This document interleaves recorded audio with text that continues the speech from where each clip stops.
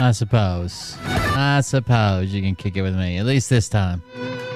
Kick only. I know I'm broadcasting to Facebook and Rumble right now, but it's going to be a kick only show. Just letting everybody know I'm on Kick. I'm under attack. We've been threatened. You guys know I don't do well with threats. For some reason.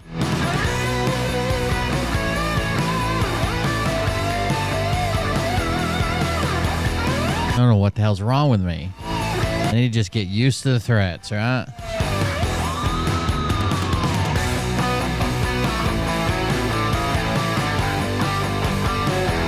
Hello, Will.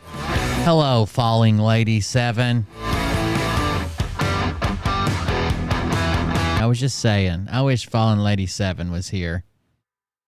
She always has the greatest greetings. Think about when you're born into a fire. Let them burn it out. My all-in-one grow bag got here today, in case you didn't know. What's up, Jason Kratz? See you on Kick in a minute. Thanks for joining us over on Kick. I appreciate it.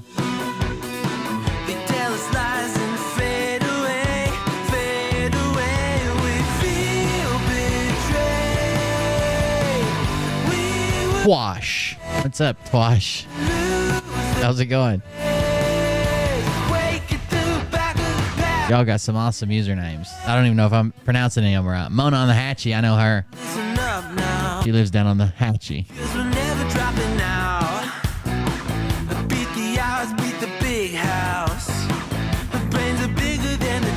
So this first round of me trying mycology out, which is the grow of like fungus and mushrooms and stuff, I'm doing an all-in-one grow bag to hopefully cut down on the chances of any contamination, and the grow bags just got here, so.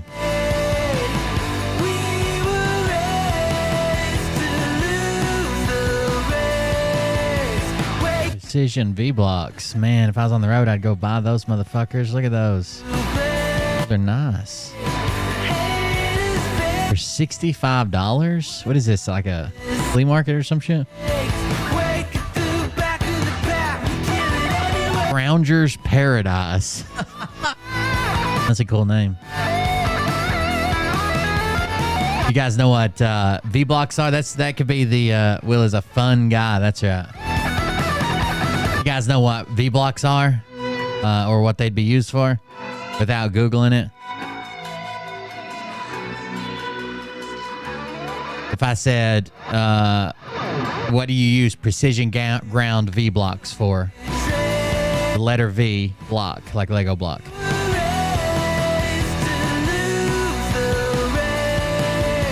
I bet somebody does.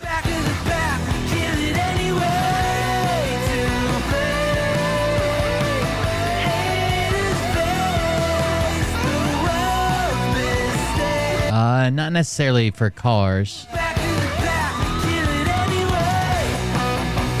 Whatever, Itsuko. Jesus Christ. V-blocks are used for centering pipe, but precision ground V-blocks are used for something else. Oh, was that it? The music's already done? That was quick, guys. Hey, we're going to be going to Kick only. Kick only. So if you're watching somewhere else, make sure you join us on Kick. I'll be turning off the other ones here in a minute after the intro. And then this one, yesterday's wasn't, but tonight's show, the replay will be up on YouTube. Last night's show was just a Kick only, so if you don't watch the replay on Kick, you'll never see it. That's the only place I broadcast it. But tonight, I'm broadcasting to YouTube Unlisted, so there'll be a YouTube replay for sure. Here we go. Hey Daddies, it's me, the Linda Binda from TikTok. I wanted to make this video because I wanted to thank you for watching Cold Beer Confessionals with Will Bird. I think that's just incredible. I've watched a few episodes and I'm just like very intrigued. But you know what I'm most intrigued in is Big Daddy's meat stick. I heard that it's very thick, like a good old German sausage. You know, Linda and her coochie loves that. Oh, never mind. Let's not go there. Anyways, I hope you have a good show and enjoy it as you can. There's a lot of weird things that go on, especially when it comes from the realm of Linda Bindaland. So, enjoy the show. Thanks for watching. Peace out. Welcome, everybody. I'm Will Bird, and this is the Cold Beer Confessional. Thank you for joining us, guys. I appreciate it. Someone asked about sending me something. I do have a listed P.O. box. It is P.O. Box 121, Irwin, Tennessee 37650. I'll put it in the chat too. P.O. Box 121, Irwin, Tennessee 37650. That is the P.O. box. I'll drop it over on Kick. If we were on Twitch tonight, it would automatically pop up just when you ask. Whenever you ask, it just pops up automatically. But we're not on Twitch tonight, so there you go if you want that. Anyways, welcome. I'm Will Bird. This is Cold Beer Confessional. Thank you guys for joining us. We're gonna get started. Got a couple things to cover. I'm under attack. I've been threatened. Basically, the threat was either you send me a message right now or else. Now, I don't do well with threats, okay? I don't do well with threats at all. So I didn't send a message, but we're going to talk about that threat tonight. We'll go through that. So let me switch this around, and then we'll talk about contribution. If you want to contribute to the show, guys, you can subscribe or whatever on Kick. Again, this is going to be Kick exclusive. I know it shows me on Facebook right now, and it shows me on Rumble right now, but I'm cutting those loose in just a second. And we're going to be on Kick only. By the way, Bob Kitten, I think I thanked you for all the gifted subs last night, but for some reason I just saw them again. Thank you for the 10 gifted subs. That was amazing. But we're on Kick exclusive, kick.com/coldbeerconfessional. The mods have been dropping the link everywhere. I don't think anybody has dropped it on Facebook, but if you just go to my page, I'll put it on Facebook. Hold on. Either way, come join us over on kick.com/coldbeerconfessional. I'm going to cut the rest of them loose here shortly. Thank you guys that have chose to join us. Let's see. Friday, Saturday, and Sunday, we're on Kick only, and we might actually do a couple more just because I need to get that 12 a month thing going. Let's see. Where's the Facebook thing? Let me switch accounts quickly, and I'll leave it as a comment on the Facebook. It's also on the page. So like where you're watching the video, if you just back out of the video and scroll up the page on the Cold Beer Confessional live page, it's there too. So here it is. Paste. Join us on Kick, kick.com/coldbeerconfessional. Will streams to Kick every Friday, Saturday, Sunday. So this is our weekend stream where we're over on Kick. And I've enjoyed it so far. I don't know about you guys. We're going to talk about the threat I had today. I was threatened. So it's not on YouTube. So you're not going to get a notification on YouTube. It's on YouTube unlisted, but you guys can't see that, or private. You guys can't see either one of those. The replay will be there tomorrow. So come join us on Kick. If you're on Rumble or Facebook, those are the two that'll be shut down. We'll be on kick.com/coldbeerconfessional. If you want to contribute to the show, go to coldbeer.fund, coldbeer.fund. This is my full-time job. You guys keep the show going. Your donations, contributions, help, gifts, research. You guys are what keep the show going. I do as much as I can, but there's only so much one man can do. You guys fill in the rest, and I greatly appreciate that. I'm not one of those sappy motherfuckers who's going to be like, it's not my show, it's our show. It's my show, but you guys do a lot to help me keep going, to help me out, and I try to remain grateful for that. You guys do an amazing job through contributions, research, the donations. Hell, you guys do quite a bit. So thank you all for that. I do greatly appreciate it. We're going to talk about the threat I received today from Jess. I said her name. That means the threat has been activated. We're going to talk about that and a couple different things. But first, I thought, I always show like shitty stuff, right? I always show like really mean or fucked up things. And I thought, what we need is a real pick-me-up, right? We don't have to show horrible, like people getting ran over by the fucking cops or girls farting while riding rollerblades. Like, we need a little pick-me-up every once in a while, okay? And I found a video. And I thought this would be perfect. This is the pick-me-up we need. And I'll show it to you. Give me just a second. This is, everybody likes cute little animals, right? Everybody likes cute little animals. So I decided that we would have a cute little animal on. So this is our nature time. Okay, sit back, relax, and enjoy some cute little animals.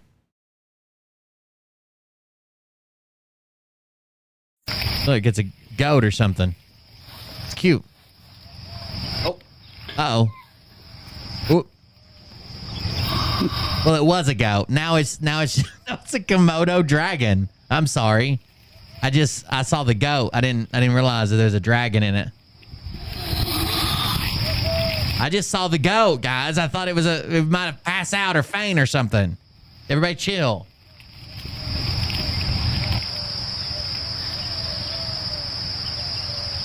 What a weird video. I don't think we shouldn't have showed that probably.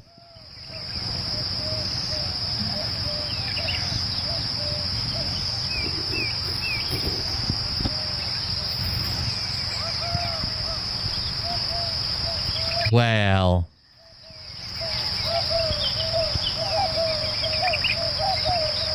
that was quick, I guess. I don't know. Liam wants a Komodo dragon. The problem is, I don't know anybody with goats. If someone had like a goat infestation, I'd probably buy one.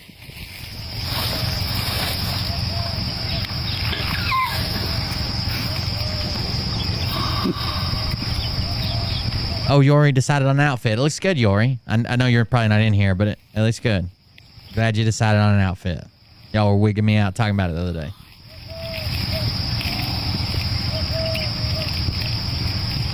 So anyways, animals. Everybody loves animals. There was another video that was pretty wild. Who's that black guy that does shit's getting weird part infinity? Well, who's that black guy that does that? He did a video today. I wonder if I can find it. The game is rigged. Leave it alone, please. Thank you. It's this guy. Gia Only One. He did a video about some animals that was pretty wild. And he raised some interesting points. Wash your ass, please. I just don't. He tags his shit so weird. I don't know which one it was. Let's check out some of his content. Shit's getting weird. Part infinity. This is a famous TikTok creator. He does a bunch of these. Hi, Jess, you cunt. I see Austin's here. Welcome, Austin. I don't know who's Jess. You mean Jessa, PhD? Oh, no.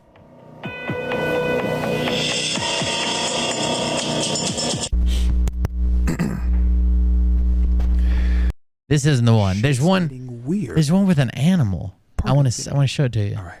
So I was just thinking to myself right now. Okay, that's not it. Shit's getting weird. Part infinity. Shit's. It has to be kind of new, right? Because I just saw it. Shit's getting weird. Yeah, I'm not surprised. It wasn't in his car. Shit's getting. Used by millions of. No. Shit's getting. No. Okay with. No. Shit's getting weird. Wow, you can't send human photographers out there because wait a second. The animals. Pardon. Wait a second. Was that remote control shit? Part infinity. Was that a remote control pile of shit? Poop camera. They made this for a BBC series on wildlife, and they figured, wow, you can't send human photographers out there because that'll scare the animals. So they coated a little remote control car in animal dung, and it has. Oh my God! It has a camera. Shit's getting weird. Did you see that? Part infinity. It has. What just happened? Why did it go to the top again? I want to go back. Shit's getting. It had a little camera that it shot out. Shit's getting weird. Part infinity. All right, listen to this, and I'll be right back. I don't know where the fuck it went. Where was the one we were just at? Shit's getting weird. Part infinity. Cultures of the world. Shit's getting weird. And they figured, there it is. Wow, you can't send human photographers out there. That's remote control pile of shit. So they coated a little remote control. And then look, it shoots off a little pile of shit. and it has cameras inside of it that poops other little cameras, as you see there. So the animals, instead of being startled by people with cameras, just look and say, oh, there's a pile of poop rolling around by itself, just an ambulatory poop of some kind that poops its own poops. A camera that poops. That's crazy, dude. Let's see if we can find this crazy animal video here. Yeah, I just assumed it was women's nipples. That's getting weird. Oh, God. If the doc hand you this baby, are you taking it or leaving it? Don't lie. Yeah, we got to see it. Ooh. No, that's a baby full of teeth. It's getting weird. Babies with... Okay, this is the one. It's getting weird. Check this out. This is wild. Part infinity.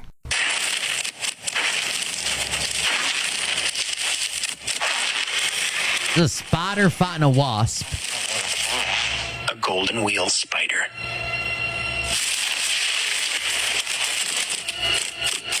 The wasp's sting will paralyze. The spider's bite is lethal. Okay. So they could both kill each other.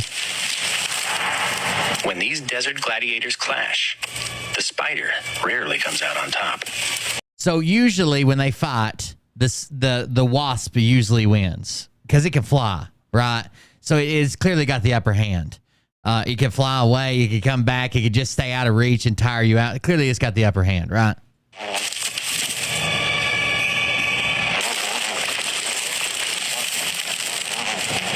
But it does have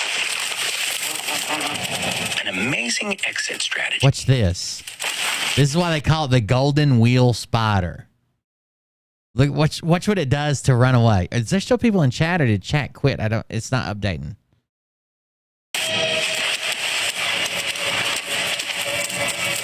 It rolls away. Look at that. It like pulls all its legs in and like locks them in place, then rolls away. Out of the wasp's range of vision. So it escaped, And right? out of danger. Nope. Almost. I got a So it rolled like 3 miles away from this wasp. And then it got snatched up. question. A legitimate question, too. How the fuck did y'all get this footage? And how long did you have to wait in the desert for you to get this exact footage? If it's telling you the chat's paused, it's because you haven't scrolled down all the way. If you scroll up, that's why it tells you chat's paused, because you scrolled up. Anyways, this is true. How long do you think they would have to wait to get not the footage of a wasp and a spider fighting? I imagine that happens semi-often, right? Because a spider builds this very noticeable cone shape in the sand. The wasp is going to notice that, figure there's a spider in there, move it close enough to the spider, senses it, and comes out, then they fight, right? But the spider rolls away and then gets fucked up by a random fucking desert lizard. How long would you have to wait for that? What are the odds? Where the spider and the wasp are fighting, the spider gets away, and there's a lizard waiting in the cut. How did you get that footage? Do y'all ever wonder that? Because I be wondering that shit. And you know what would be even crazier? If all of a sudden the spider, wasp, and the lizard turn and see this motherfucker with a camera and it's like... Do you think they use the elephant poop camera? Get this motherfucker, yo. That would be hilarious. But genuinely asking, how do y'all get this perfect footage? I do know that the Kick app updates often. So if you're using the Kick app, they where they're in beta, they run out a bunch of updates. Some of them fix some things. Some of them fix some things and break some things, but they update it often. So make sure you're updating the app often. If you're watching on Rumble or Facebook, I think you guys had long enough to know that we're on Kick only. I'm going to leave the private YouTube stream up for the replay, but make sure if you're watching on YouTube or Rumble, come on over to Kick, and I'll see you there, okay? I'm going to turn them off now.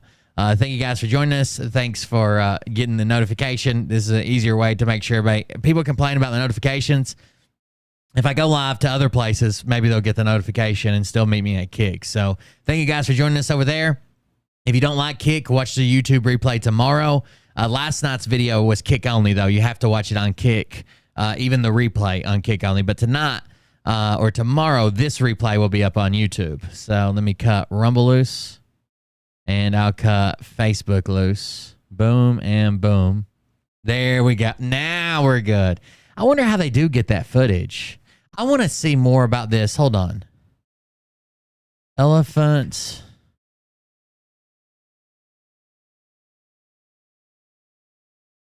poop camera. I like robotics, rovers, drones, shit like that. Like, I've actually even thought, like, I wonder if there's like a super specialty market for building like certain remote control things, and this would be one.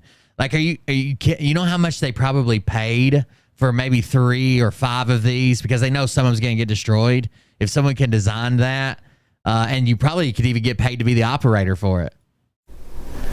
So that's a remote control poop camera. They made this for a BBC series on wildlife, and they figured, well, you can't send human photographers out The caption says it even smells the part. They used real elephant dung there because that'll scare the animals.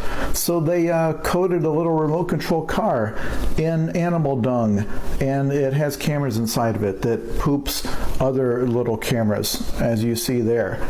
So the animals, instead of being startled by people with cameras, just look and say, oh, there's a pile of poop rolling around by itself, just an ambulatory poop of some kind that poops its own poops. When you're an animal sharing a planet with humans, this kind of thing just happens. You live in a carnival of madness. And here's some. You think the birds aren't real? Robot captured the elephants trying to go about their normal lives while trying to ignore the fact that this bird is also a robot, and now it's riding the poop around. Why not? This is the type of thing that just happens now. We'll be walking along in our herd, and a mobile pile of turds will just be rolling along the ground with a bird perched on top. Because we share the planet with Lovecraftian demigods whose desires are incomprehensible even to themselves. Jesus Christ, you're right, Jim. Poop camera. They made this for a BBC series. The bird was definitely acting weird, huh? Birds aren't real. The CIA did that shit. This is Dung Cam, a camera based on a pile of elephant poo. It even smells the part. It can release a team of spy dung balls to litter the savannah with yet more cameras. One dung ball is radio controlled and can travel without any visible moving parts. It's time to see what this elephant family gets up to. The babies must learn the rules of behavior at an early age. Wrestling older siblings is a favorite pastime. They learn their. Okay, so anyway, been gone from Arizona for 5 months, left Canada last Sunday. Canada, you misspelled it. And arrived home yesterday doing catch up on your show, Will. Uh-oh. What's up, Desert? Strength and, crucially, how to play nicely with each other. To follow them, Spy Egret and Duncam join forces. For their own safety, the babies must stay next to their mothers in the centre of the herd. The elephants are heading to the swamp.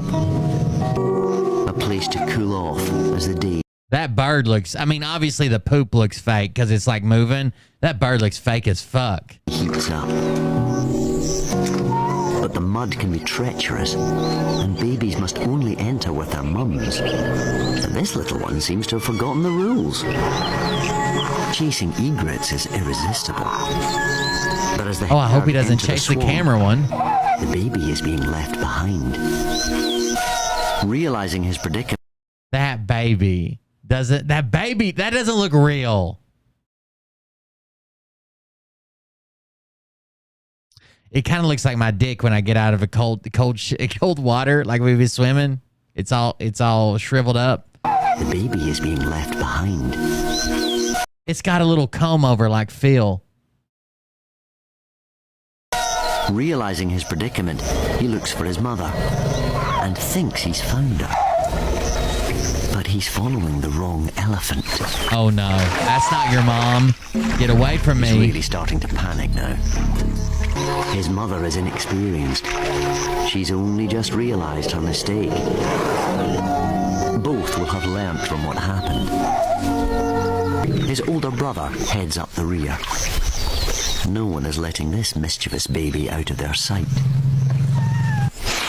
Now the mud bathing can... It's weird how animals kind of get in trouble. Like, you know what I mean? Like, clearly there's some type of thought on there. Like, the animals can animals that have the capacity to think on higher levels can punish each other for fucking shit up. That's crazy. In earnest. But the cheeky elephants have a message for Spy Egret. This is Downcam. Dear, hold on. Camera based on this. But the cheeky elephants have a message for Spy Egret. This is Downcam. I bet you it's the same sound Jess makes when she fucking lashes out to me in her fucking group I'm not in. That was wild. Then I got this video. This one is pretty cool. I enjoyed this one. Do we need to wear the hat or no? Should we wear the hat? And his stupid ass gold headphones.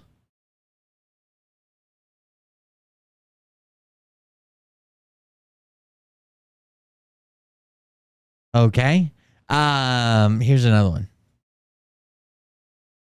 This is actually pretty funny.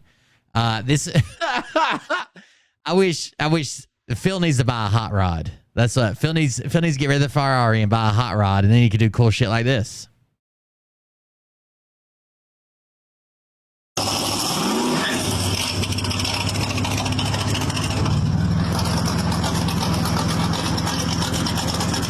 All right, so it's an old fucking beater hot rod, right?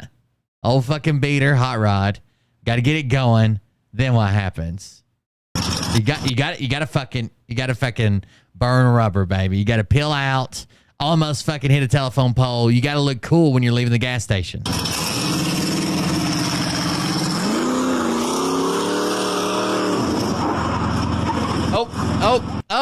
Oh no. Hold on, one more time. Apparently the door doesn't latch.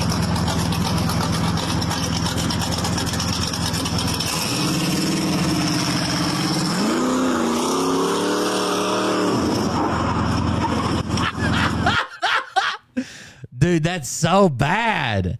His car goes off into the ground, like towards, let's see what's over there actually. A tree. I hope there's nobody's home there. A fence is going to hit that fence. There's a shed back there. It looks like it might even be like a storage unit or just a single metal building. There's a tractor here. Dude, that is so bad. That is so bad.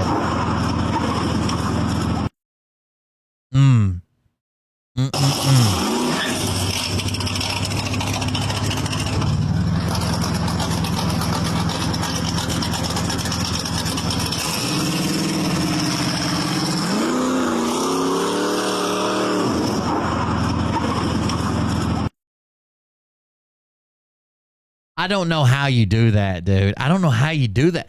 Like, I understand the door not latched, but how hard do you have to be leaning on that door? Obviously not wearing a seatbelt. How hard do you have to be leaning on that door that your whole body would fly out? You couldn't grab onto nothing. It was just over. Jesus Christ. High school challenge. See what this one is. Okay, guys, I got something cool to announce. Oh, I like this guy. This guy, you guys remember when like a couple different places were saying that they were going to make this all electric tractor trailer, like a road tractor. And one of them was a fucking complete scam. It was a lie. It never even had a motor powering it. It was rolling downhill in the videos they used to produce it. Well, this guy made one. So technically it's not fully electric, like to pull up and charge like a Tesla. What it is a small motor, a much smaller motor, using much less fuel than this original motor would. And it's a generator. And it charges batteries, and the truck drives all the batteries, but it uses much less fuel than a traditional truck. And this is just a guy that has a login business that runs these trucks. He's built it himself, and he's starting a company called Edison Motors, which is amazing that somebody can just start a fucking truck That's crazy. But here we go. Okay, guys, I got something cool to announce at Edison Motors that we've been working on. I think it's part of a bigger video Cat can do. Like, I don't think it's fake, but just because somebody's recording it. They were talking about, there's a longer video. They're talking, and he's looking at the car, and he's like, well, let's see what it'll do. And he hops in it to take off. That's why they're recording it. I guess he just got the guy just got the motor in it and it running or something. Okay, guys, I got something cool to announce at Edison Motors that we've been working on for a little while here, but can finally announce it, get some people in. But we are doing an electric vehicle high school challenge. Basically, we're partnering with a bunch of high schools to build electric vehicals. And I mean, not full. That's a cool challenge. But probably something similar. When I was in high school, we built a solar charging. It wasn't technically solar powered. It would die. Like, it had to charge up in solar. It charged the batteries, and it ran off the batteries, but it couldn't continue going off solar. It was too fast for that. We would have had to make it super slow, but we built a solar charging electric go-kart. These little go-karts. Like, we bought a bunch of these cheap e-axles off Alibaba, and they turned out to be a huge amount of fun. We built a shopping cart. We built this tandem drive mini rig that we then salvage for parts. The point is, we had a lot of fun playing around with these things, and we think it'd be a great way to get high school students excited about this kind of building, fabricating, and designing these little vehicles. Edison Motors is going to... I've been having the urge to build shit. I know that's not what I do on, like, my show or whatever, and most people wouldn't watch it, but I guess I could put it on TikTok. But I've been feeling the urge to build and make shit and grow mushrooms. I cover the cost for the high schools, for the electric motors, the batteries, the motor controllers, and then the high school is going to be up to them. No way, Desert Docs. He's in Canada. Right, we've got 8 high schools that want to do it. So if you're a shop teacher and you want to so I want to show you some of this guy's other content rather than just that. So he's Edison Motors. Let's see what we got.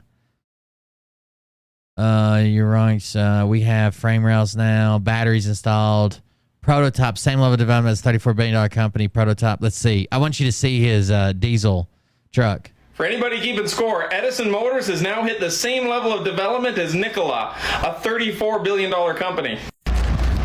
Nikola was the one that was facing the, they were faking their shit. They were just rolling their truck downhill, which looks like what they're doing. They're towing it. Yeah, Nikola claimed that they had this video they kept sharing of their all-electric tractor trailer, and it was being towed in one video, and in the other video it was just rolling downhill, didn't even have a motor in it. There's solar power. All right, let me explain why it's more efficient to run a diesel generator going to electric drive motors than it is to run a traditional diesel mechanically driven engine. It all starts with that in the turbo.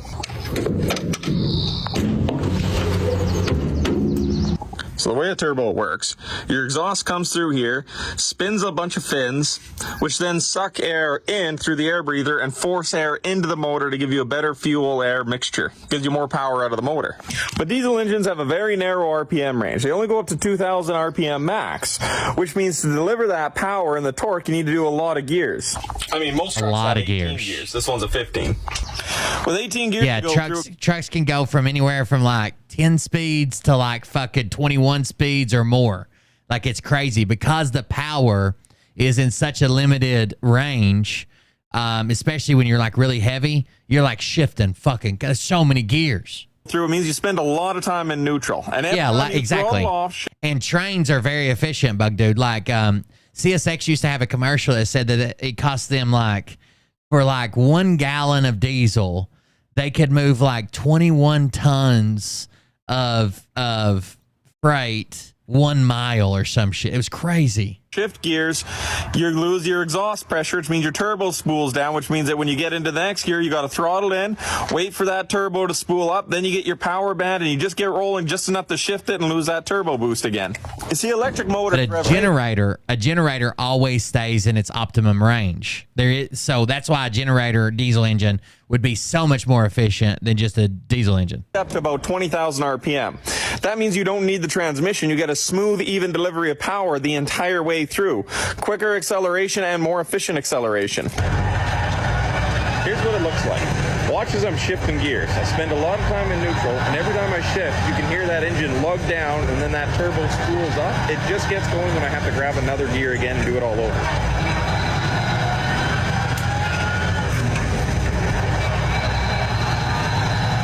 think this might be the future of trucking for a while. Like, it may get replaced with other things. Hell, we might have fucking, in 200 years from now, we might have fucking little tiny nuclear generators, right? Like nuclear power generators that are powering shit that need a lot of fucking torque or a lot of power.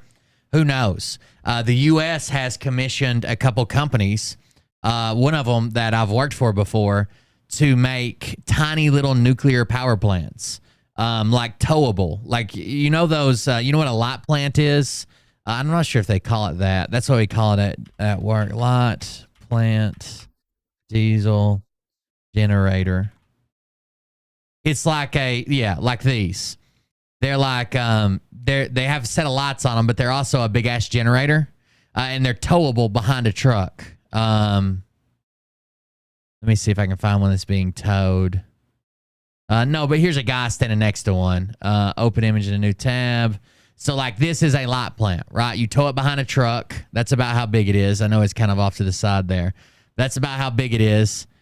You hook this end up to a truck and tow it. They're commissioning companies to make a nuke, a one that uses fusion to make power, steam and power, which is insane. And if they can get it into a towable package, they could get it in a tractor trailer for sure. A diesel generator is also much more environmentally and economically efficient. You see, it's running at its peak RPM range all the time, which means you're not lugging it down, you're not throttling it up. It's burning hot and it's burning clean the way it efficiently should the entire time. The trucks actually burn much cleaner too at that steady throttle. What happens when you see that black smoke is when that's the same thing that, like Bug Dude pointed out, the same thing train engines do. A train engine is diesel, but it's a giant diesel generator. Like, you sit in the front cab, that's where all your controls are. Everything behind that is a generator. Everything behind that is generator and batteries. It's a huge diesel engine that turns a huge generator that charges a huge battery bank, and then each wheel has a drive motor on it. you step on the throttle, electric drive the motor. engine dumps fuel in there, the turbo spools up, and it hasn't quite built the air pressure to get the proper fuel-to-air ratio. When you're running a generator, you don't have to worry about that because you're always at your peak RPM where you should be, that turbo spooled. Here's the same shot from that outside view when I was in the cab. You'll notice every time I shift, a little bit of black smoke comes out that goes away, that then comes back every time I shift. That's the result of that turbo lag. I mean, don't get me wrong, a new diesel truck's computer-controlled injection, variable vane geometries, exhaust gas recirculation inside the turbo, but we're doing a lot of extra steps that a generator doesn't need. Also, as an added bonus, because it's not spending as much time in neutral, it's going to be a lot quicker accelerating, which means you're not going to be stuck behind trucks at. Yep. That's his electric truck right there. Did you see that? Did you see that fucking acceleration? That's crazy. And this is just a guy that owns a logging company. Yep.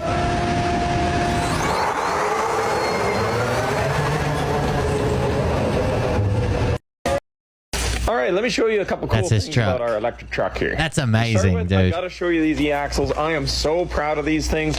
Each electric axle axles. is 350 to 400 horsepower, electric motors. 700 horsepower. 700 horsepower just for those axles. 80,000 foot-pounds of torque at the wheels. 100 horsepower, electric motors, direct drive torque. Those motors are what make an electric truck so cool. And to power those motors, if we open up the hood here, you'll see we got a Cat C9 diesel.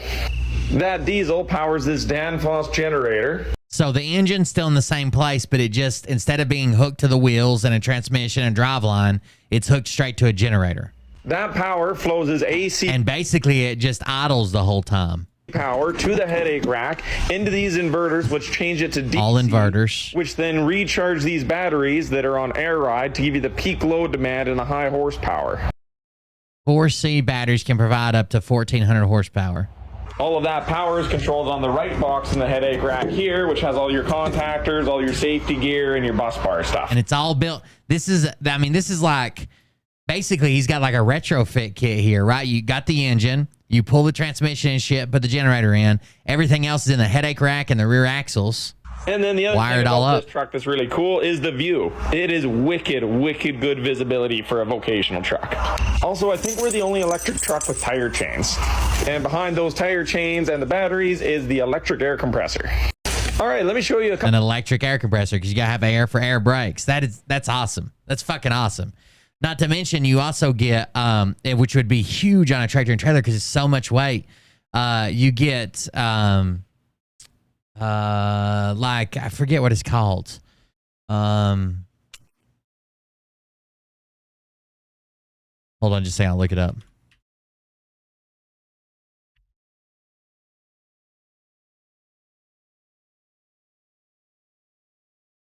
Regenerative braking. So when you're trying to slow down with electric motors and the weight's pushing you down the hill or whatever, when you're like braking, the motors you can switch basically the poles and the motors will charge, which is huge on a tractor and trailer, which is a huge deal on a tractor and trailer because you have so much weight pushing you down. They're hard to stop to begin with. Oh, this is fucking cool as shit, dude. I hope he makes it. About our electric truck here. To start with, I got to show you these e-axles. I am so proud of these things. I'm watching it again. Each axle is 350 to 400 horsepower electric motors, direct drive torque. Those motors are what make an electric truck so cool. And to power those motors, if we open up the hood here, you'll see we got a Cat C9 diesel. That diesel. Also, this is basically a diesel electric hybrid. So there is no charging station. There is no shutdown. I'm out of power.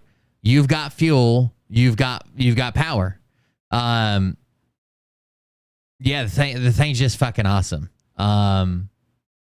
Let's see what this one says. Sleeper option. Mighty machines, making mighty machines, working for you, doing mighty things there. Mighty machines. So this looks like it was just drawn, right? It's a artist's rendition of what it could look like, but this is what possibly it could look like with a sleeper on it. Okay, this is what we were thinking of first. See the back here where basically like an over-the-road trucker sleeps in his shit. Like he usually have like a table, like a little nightstand thing, a little sleeper, a net to store a bunch of shit in, maybe a microwave and a little like on your little table or nightstand or whatever you want to call it. For a sleeper truck. I really wanted to just go with a 48-inch flat top sleeper. I feel like they've fallen out of fashion, and I really love just a little coffin sleeper. Some other updates we've made, we put exhaust stacks on it because it does have a diesel generator. Might as well put a nice set of stacks on her. Another idea we were playing with, putting the mirrors on the fenders, kind of like a bed truck or a sow. I like it. Couple little interior improvements here. We need those door windows. Gotta upgrade the interior a little bit. I like the idea of basically the cab's kind of, it's not more narrow, although it is considered a narrow cab style truck. But the driver's centered in it. You don't have a passenger seat. The driver's centered in it, in the one they have now, and they have all that glass. You can see everything. You can see every fucking thing when you're driving. But of course, you want your cab or your sleeper to have curtains and shit. And usually, even like your door glass and shit will have curtains. Throw something up in your windshield, curtain everything off, or there'll be a big curtain for the sleeper. And I really like this armrest for the vocational joysticks. I think it's clean. And of course, we got to get an electric steer axle on it. So that's the early design for the sleeper version. So they're going to add an electric steer axle, which will mean that they'll be up to what? 1,050 horsepower. And fucking 122,000 foot-pounds of torque or some shit. Yeah, let us know what you think. That's pretty sweet. Okay, so we got our truck out, driving around as a bobtail truck. And a lot of people are asking, when's it going to go to work? And when's it hauling logs? And I figured I'd let everybody know the plan so we're all on the same page here. So the next step with the truck, now that it's driving around, is fine-tuning that computer so it drives the way I'd like a truck to drive. A little bit of throttle mapping, and then we got to make sure that we can take the truck and that all the values of the truck check out. That means a little bit of testing. So what we're going to do is we're going to send this truck off to a testing facility, programming facility in Ontario because they're best equipped. We're going to make sure that we get things like dyno testing, load testing, firing up that generator, fuel consumption, mileage. By the way, Bug, just like you said, there's a comment here that says, seems feasible to add electric drive axles to its trailers for rough and slippery terrain. have to plug it in anyways because you're already hooking up glad hands and a plug for like the lights and all that shit, right? So he says we've talked with a couple trailer manufacturers about that, and it looks very doable now. So maybe they will eventually have drive axles on the fucking trailer too. You might as well, especially if like you're going to buy a truck and a trailer, you might as well have both of them. Testing, that sort of thing. Even like on a train, again back to a train, you can cut in and out each drive motor. So if you're just cruising along and you want to build up some power, you're on flat land, you're unloaded or whatever, you might just be using one drive motor. And then in the tractor trailer or a train, you might have all 8 traction motors or whatever going and sanders and shit. See, we've had a few external mechanics come out to the Edison shop to go through it, see if there's any safety issues, and we feel real comfortable with that. Now it's time to bring her out to Flowdraulic, let them you'd have to learn how to drive it, this beast in. Then we can get the data we need. Especially because truck drivers are not going to be used to the instant torque that comes from an electric motor. Like you can have instant power immediately. What they usually do is build a curve into the throttle, so it doesn't give you instant power immediately because you just break shit or spin tires. So they usually use a computer to only give you so much, to give you a torque curve. But technically, if you just had it hooked up to a pedal and the pedal is a switch, you could have 100% power as soon as you push the button. Need to show our customers how it performs on paper. Then we can get to the fun stuff like quarter mile and pulling onto a loaded set of trailers. Okay, so we got our truck out. This thing's awesome. I don't know. Maybe this is boring to you guys, but this is amazing. It just blows my mind that this guy, just some guy, has started this company and done more than any other. I mean, like what? We have that one Toyota hydrogen truck, and then we have Nikola, the company that lied to fucking everybody.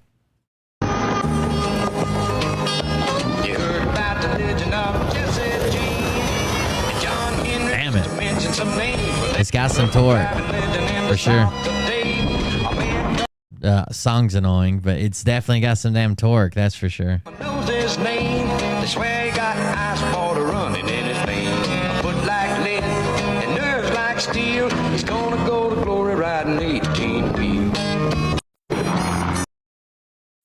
All right, so this wraps up the fully charged. This is like a trade show or something. Moving the trucks, but it has been an incredible. It looks like they have multiple trucks now. Carl. I thought they only had one, but it looks like they have multiple. He said we're moving out the trucks, and this is the fully charged trade show.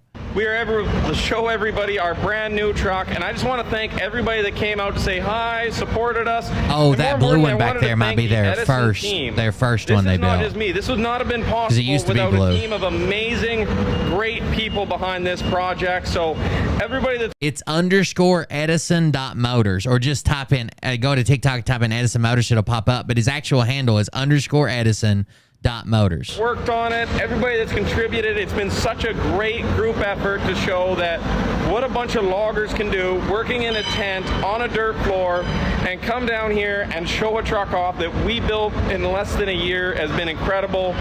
All of these guys should be just so proud of themselves, and I'm incredible. I know Mustang Sally. I think you might use that one too often. You're always lost. That's all you ever say, Jack. Proud of them. So this is just a big thank you video. This has probably been one of the best weekends of my life. I have been so proud. The entire team has been so proud. Cannot say it enough. Thank you. All right, so this wraps up the fully charged show. So they went to a trade show with it. So people are seeing it. You know what I mean? 3 at fully charged. And maybe. I wanted to thank everyone that came out to say hi, come have a look at the truck, come shake my hand. I honestly wish I had more time to meet with more people. I can't believe how incredible this turnout has been. So we're still here one more day, Sunday. So if you're in Vancouver on Sunday, come tomorrow, check out this one, come say hi. So we're down here at the fully charged. Well, guys, we made it. We got so they call the. So apparently they call this one Tipsy. I don't know what the blue truck is. To reveal the new truck's name, I think you'll like this. We decided to name our newest truck Topsy. Not Tipsy. Topsy. You see, since Topsy we called our company Edison, and Edison wasn't always the nicest guy, Edison Electric. Topsy is the elephant that Edison electrocuted. So Edison was in favor of DC power, a direct current rather than alternating current. And as a publicity stunt, they at some world fair or some shit, they brought an elephant named Topsy in and electrocuted it to death with AC power to show that it was dangerous. Like, it's fucked up, but electrocuted an elephant. That elephant's name was Topsy. So in honor of Topsy, we decided to name our truck Topsy. So we got Topsy and we got Carl at the Fully Charged show. Topsy stickers available on the merch store. So if you're down in Vancouver this weekend, come say hi to Edison Motors, come meet Topsy, come meet Carl. We're right next to Mac, Volvo, Peterbilt right over there, and we are right at the front entrance as you walk in, so come check it out. Well guys, we made it. Loading the truck up for the show. That's a cool ass truck.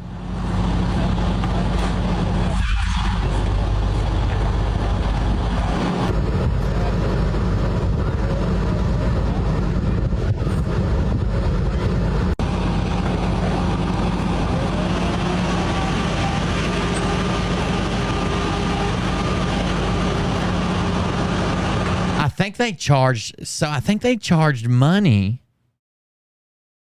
I think they charged money to see, like 25 cents per person, like come in and watch the elephant get electrocuted. There's a film of it.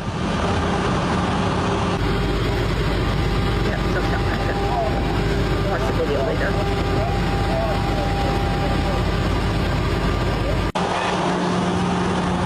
They filmed it. Like there's a film of it stepping on like this big pad looking thing and they electrocute it. Like the fucking thing locks up and it's smoking. Like it's fucked up. Okay, so we did it. We got this truck. Okay, so I might be a little bit of a nerd and I might have paid a little bit too much of attention to detail, but there's a joke on this truck that I love and nobody else gets it. Okay, so when I was choosing a brake pedal, you'll notice I got the BW. That stands for Bendix Westinghouse. Personally, I find it hilarious that what stops an Edison truck is a Westinghouse air brake system. It's an obscure joke, it's super nerdy, and it may be way too much attention to detail, but I love it. Edison versus Westinghouse in the electric wars. Yeah, you know that. Yeah. Holy shit. All right, we got the generator running. Ran beautifully. So now we can... It says has an onboard diesel generator charging when needed.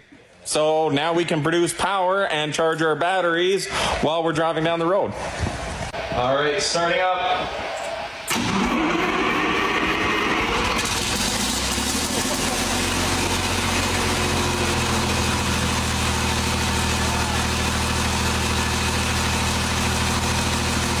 All right, we got the generator running. Ran beautifully. Pretty cool. Okay, guys, we got some great news. We got those axles spinning now. Okay, let me show you what an let me show you what an alternator looks like on an electric truck. Right here. This is what takes the power from your big lithium batteries and charges your 12-volt batteries. You still have 12-volt batteries because you still need to run all your lights. Cool thing because we... Okay, no, it's a cool thing. You follow him on TikTok if you want to. I'll move on. But yeah, it's pretty fucking cool that he's put this all together basically himself. This was their original truck, maybe? Is this it? No, that's the concept of the new truck. This is something that is... Where's the original blue one that they had for a while? This one? It's a pretty interesting hybrid you got there, Chase. Yeah. This is the first one they built themselves. No, not quite.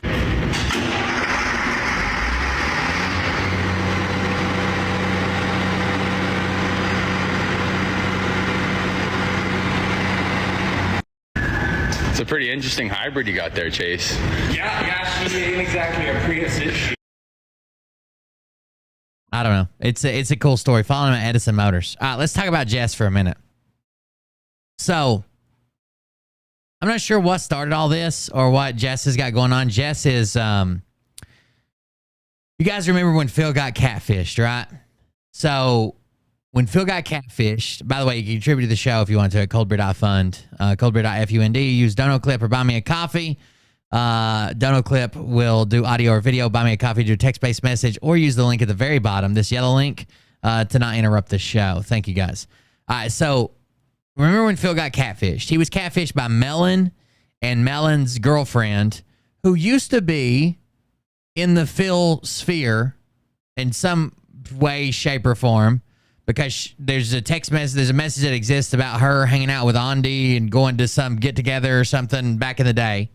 Anyways, Mellon meets Kennedy. Kennedy moves in with Mellon, stays with Mellon, whatever. They're together. Mellon gets in that wreck. There's a GoFundMe for it. He recovers, comes back. Mellon and Kennedy stay together, and they catfish Phil. Now, while they're catfishing, this is the first time I ever heard of Jess, I believe. I don't know. She's not very memorable. But while they're doing this catfish thing, Jess is one of the people that's like on the inside that like knows and is talking about it, sharing screenshots, stuff like that. At some point, she actually volunteers to take over the catfishing and says that they're going to fuck it up, something like that. I've seen a screenshot or something like that. Can't remember. Doesn't matter, right? But that's the first time I was kind of introduced to Jess. Then Phil shares a picture of her. This was not long after he was catfished. Phil shares a picture of her, something about where she works. She works at a school, and that either she stopped or he would take action basically at the school she worked at, something like that, because it's near him. It's like an old forge. It's in Pennsylvania, like where she and Mellon and Kennedy are all in that area, right near Phil.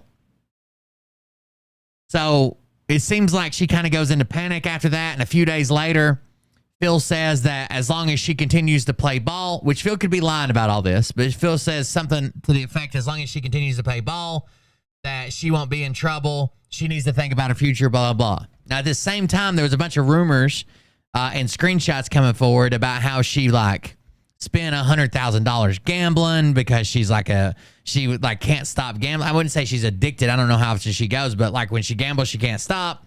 That she fucking takes Adderall or some shit. I don't know what all that stuff was. It was just screenshots. They could have all been fake. I don't know. But the only thing I really know about her is that Phil posted her picture. Phil called her out. And about her working at the school and put all of her shit out there, which is really bad. So you'll see a screenshot floating around of me saying that she's a soft target, because she works in a school, right? That would be very, very easy if she wants to get on Telegram under her real name. I said that she needed to leave Telegram and come back under a fake name and not tell anybody who the fuck she was. It would be really, really, really, really easy for someone to get you in trouble with a school with the stuff that goes on in Telegram, right? It wasn't a threat. I wasn't trying to threaten anybody. It was an observation. If I was a school teacher or like a public official or had a job that I really cared about that would look poorly on the type of stuff that goes on in Telegram, there's no way I would come in under my real fucking name and let people just know who the fuck I was, right? I made a post today. I was like, if someone reports everything I've ever said to my boss, who gives a fuck? I'm my boss, right? Like, you're gonna report me to me? But if someone reports a school teacher or a public official or something like that, a fucking nurse practitioner for like shit that's going on Telegram, weird shit going on in Telegram, that's probably not gonna look too well on yourself. So I said there's a screenshot of me floating around that said like Jess is a soft target. She needs to leave, come back under a fake name, not tell anybody. Like he could fuck up her whole life. She's a school teacher. Imagine like everybody probably said some crazy shit on Telegram before. I know a lot of people have. Imagine that going out to all the parents of your students and the school board. You know what I'm saying? Like that's fucking wild. You need to fucking be under a fake fucking name. Anyways, I know teachers that won't even have a Facebook just because there's too much chance, especially not fucking Telegram where all the fucking shady shit goes on. I know teachers personally that won't even have a fucking Facebook because it's just too fucking risky for them. Like accusations and crazy shit or somebody tagging them in something, they can't stop it. You know what I mean? Like they won't even have a fucking Facebook. Anyways. So after all that happens with Jess, it's hard to tell really what happens after that. She was very friendly with Pebbles for a while over the lawsuit. Then she kind of flipped, and she was one of the people that was saying, I guess, that it was, or at least sharing posts and commenting on posts that other people saying that it was a fake lawsuit. she tried to say that she said that Phil sent that. This is her first contingent point, that she had a private message with Pebbles. Jess sent a private exchange with Pebbles. Jess and Pebbles back and forth. And then Phil somehow got a hold of that message and sent it back to her, to Jess, and said, you don't know everything, or you don't know who I know, or you don't know what's going on. As if Pebbles was forwarding all their messages through Phil and helping Phil or whatever. And that grew into the court case is fake and blah, blah, blah, all this other stuff that other people were saying. Basically, that's all I really know about her. She likes to talk shit. She currently hates Pebbles. She thinks that Pebbles is working with Phil, I guess. She has this weird screenshot she's been sending around. I don't know a whole lot about her, right? And I don't really care to. She seems like, I don't know. She seems like if Mania was a person. Like, I don't care to fucking know anything about her. I don't give a fuck about her. She hasn't done anything that interests me. She hasn't done anything. Like, I don't care to fucking know her. Then, because she dislikes Pebbles in such a way, she sends one of my mods a message and says, is Will making a show about Andy? Now, I've never made a show about Andy. I've mentioned Andy a couple of times. I kind of flipped out one time when I was like, shut the fuck up. You're still getting all your money from Phil, right? Your pockets are still filled off the shit that falls out of Phil's pockets. You know that, you fucking retard. But I never made a show about Andy. But she says that Pebbles is running around telling everybody I'm going to make a show about Andy, and that Pebbles is using my name and making me look bad. Well, Jessa, my mod, asked her for proof that Pebbles was running around telling everybody I was making this show or that show or any show. So she sends Jessa like 40 fucking screenshots. None of them are like Pebbles saying that I'm doing a show about somebody. It's just Pebbles talking shit to her. Jessa sends them to me. I'm like, I don't know what the fuck this is. It's just them going back and forth talking shit. And Jessa's like, yeah, I know. There's no proof here. And I was like, okay. Then we just kind of joke about it. Like, we just fucking joke around about it because it wasn't even what she claimed it was. And she's like, oh, well, Pebbles put all this mean and nasty stuff, then put a picture of Will up. Pebbles doesn't have my picture. It's a sticker. I have my own sticker set on Telegram, and you can use my stickers for basically anything. You just take the stickers and put them on whatever you want, right? Like, it doesn't. Oh shit! What the fuck? You just use my stickers and put them on whatever you want. I just entered a voice chat somehow. I didn't mean to. There we go. So she used a sticker of mine. It was like the one with me laughing or whatever.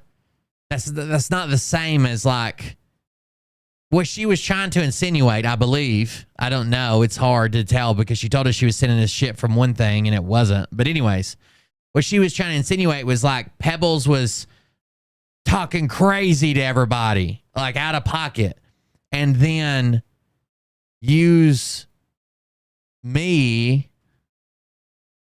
picture as if I approved it.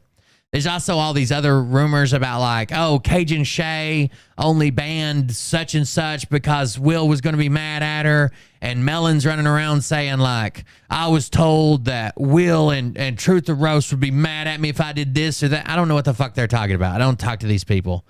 I don't talk to hardly anybody on television. The mods and everybody else I talk to is basically like short private messages. People send me links, or it's in my group and it's public. You can fucking see it. I don't know. Anyways, so that's kind of been building up strangely for a while. I'm not even sure what the fuck was going on. It was just weird. And then the other day she posts something that I was alluding to in some of my shows that I was mentioning her. They have this group. What started it all was there was some screenshots that Phil submitted to the court. I went over them. In these screenshots, I cannot find that. There's one that I can find. That was the one about the jerseys and the tennis shoes. All the other screenshots, I cannot find. I don't believe they exist. I've never heard Pebbles talk to people like that. Some of them were like, oh, my business is doing better than ever. I'm going to message all of Phil's followers and tell him he's a pedo. Like, I've never seen her say anything like that. I've never seen her message Phil's followers.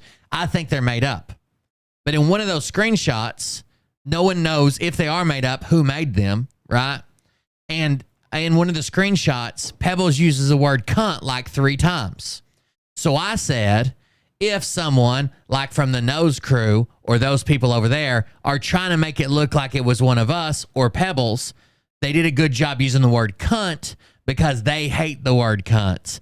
And we would use that, right? Because it said cunt in it like 3 times. I've been run out of their groups. They talk about how I have a filthy mouth and talk to women horribly or some shit. I don't care. Because I use the word cunt.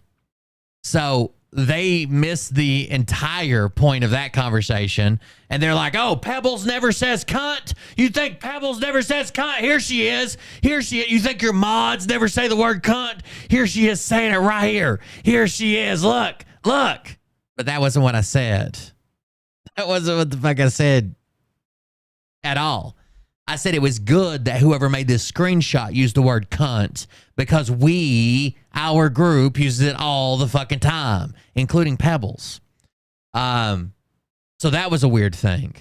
And then there was like these, I guess, vague threats about, oh, Will's not telling the truth. For someone who wants to tell the truth, he should be more concerned with telling the truth or some shit. And then just like some retarded shit happened. So Jess basically says, like, I tried to send Will's mods some information to get to Will and they just laughed at me. Which is very funny. We probably did laugh at you, but it wasn't the information you claimed to have, right? Like we asked you, like, where's the proof of Pebbles saying like Will's going to do this show? Not that I even would have been mad about that. We were just wondering in what context it was. Maybe people were confused and thought I was doing a show about this or thought I said I was doing a show about this or I don't know. Anyways, we never got that. So Jessa speaks to Jess and says, so you're going around saying I laughed at you and called you a cunt. Well, you're a fucking liar, but now I am laughing at you and calling you a cunt. Screenshot that and I'll run and go tattle. Then Jess says, nope, never said you called me a name. Another example of them lying. If you want to get your facts straight, I said I told a mod of Will about Pebbles telling people Will was investigating Andy and how he was doing a big show as a reveal. I said Pebbles called me that, and I told you about it and put Will's picture after the messages, and it was a bad look. I hate how people that I don't even fucking know, that have nothing to do with the show, nothing to do with me, for some reason they want to tell me what's a bad look for me. And then they always bring up like, oh, well, if Will's trying to do this professionally or make a living off of it, it's a bad look. Fuck you. My whole show's a bad look. That's part of the intrigue. And how it was a bad look. Before you accuse me of things and take their word for it, everything I stated is here and clear. I will not eat green eggs and ham. I never said that. I never lied. I've asked for proof I'm lying. And all I'm met with is, you know, you lied. You saying this just goes to show no one does appropriate research. Which is probably the wrong way to attack me. Like I do more research than these people spend fucking 14 hours a day on Telegram. And I do more research in one day than they've done since they joined fucking Telegram. And it says at Wilbird at Murbird, if you're about facts and BS and not BS, come talk to me despite what you've been told and said about me and your show. I actually do have receipts and can show you some things. If you have something to fucking say to me, my inbox is open. I don't do this like you're calling me like a dog. I don't know what the fuck. Come to me and I'll show you if you wanna. Like that's fucking weird, right? Like whatever. What the fuck ever. This is in a group I've never been in. I've never joined. They tag me in, and it doesn't give me a notification. I would never know I was tagged here. But I just happened to be scrolling through and saw some screenshots that someone else grabbed. Like, you know what I mean? Like, it's the weirdest place to fucking tag me. And no, I'm not coming just because you summoned me, I guess. Then Jessa says, I'm not doing this back and forth shit with you. You want to go tattle to Will? I gave you the screenshots to do it. So carry on with your miserable life. Then Oliver's mom jumps in and says, Jessa, I don't agree with how Jess posts a lot of stuff. I've said it publicly to her, so not talking out of school, but it is true. She did not call you that. You were lied to. Jessa then says, and I don't take people's word for it. I need a screenshot. And unlike you, they could provide a screenshot. You gave me 50-something screenshots of Pebbles calling you out. Who gives a fuck? I asked for them about Will doing a show on Andy, and you had none. So, yes, nothing was done. Oh, no, she didn't call me that. She's saying I called her that, so I gave her the screenshot to go with it. Oliver's mom says, oh, sorry, I misunderstood. Carry on. Jess says, tattle, I'm not miserable. I also never said you called me that ever. No, I never said you called me that. Also, what I said was Pebbles finished her rant using a bunch of terrible language and followed up with Will's picture as if it was some sort of stamp of approval. I don't think using my stickers where I'm like saying fuck you or laughing or king troll or whatever, I don't think that's a stamp of approval from me. Like anybody has access to those. You could put up a bunch of fucking gay porn and then put my fucking sticker after it. I don't know how that's an approval. But here we go. I said I think it's a bad look for Will to be associated with it, and you might want to let him know. So she's trying to say, hey, people are ranting that watch Will's show and use Will's stickers. Will shouldn't be associated with that. If it's a bad look, it's going to bring down his show. Okay. What I didn't realize is that you would do nothing with the information and then go on to the experience to mock and laugh at me for what I told you that Pebbles was saying. Trailer can sit there and deny that Pebbles ever said that, but they know she did. Then why don't you have the screenshot? One lie spirals into others to keep the lies going. I was booted from Trailer, so no, I don't have a screenshot to back it up. So again, she says, oh, Pebbles is running around telling everybody that Will's going to do this show on Andy. And Jessa says, okay, do you have a screenshot? Oh, it was booted. Okay, then what are we supposed to do? You could tell me that Pebbles was fucking posting my dick pic. Do you have a screenshot? Oh, I was booted. Well, then what am I supposed to do? Just assume that you're right? I don't know what to tell you. She also said it a few times in voice chats, and unlike her, I don't record them. Why would I die on the heel of that, of all things? Do with it as you please and take Pebbles and Trailer's word for things when you can clearly look here and say, I never said you called me that word. This is very childish. I don't even understand any of this. Jesse hits back with, you dumb cunt. I shared it with Will. He even said I did it last night on stream. She did share it with me. You sent me 40 fucking screenshots of Pebbles calling you out. No proof of Will doing a show about Andy. Nobody gives a shit what Pebbles calls you or what she says about you. I don't care what anybody says on Telegram. You know what I mean? Unless it's in my group and it's against our rules or something. You dumb cunt. You probably deserve it. And she used a public fucking sticker in the middle. Who the fuck cares? This shit is your shit and you're dragging everyone into it. Go fix your own damn problems. You started this drama, so now go fix it or leave it the fuck alone. Just stop dragging everyone else into it. Jess says, gee, don't have a nice mouth on you, laugh out loud. I wouldn't know. I no longer watch Will, and actually people do care. I am taking care of it. Thank you. I tagged Will to talk to him. Jessa says, well, that's your issue. I guess his viewership says different, and you're worried about my mouth. That's funny. You dumbass. Missed the whole point because you were focused on the word cunt. Then she says, so you want Will to fix your issues, put a bunch of laughing emotes and says, dumb cunt. Then Jess says, I'm sorry, what? No, I tagged Will to fix his issues that he may face if my name was brought up again. What? Excuse me? I tagged Will to fix his issues that he may face if my name was brought up again. I explained all of this earlier, laugh out loud. Oh, then we have a pair of shoes for some unknown reason. So that's kind of how it started, I get, or that's kind of some of the shit I saw when I started looking into this. So then from that we get back to the threat. Let's see if we can find it. Just a second.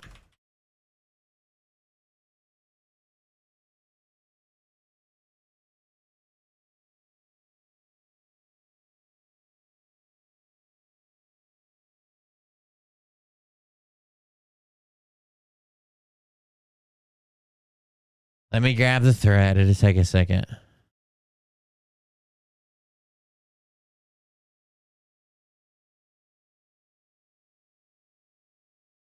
So then we get this wall of text. I'm going to read to you. He says, Pebbles, so here's one. He said Pebbles' messages in the lawsuit were fake, but that was proven to be false. So which is it?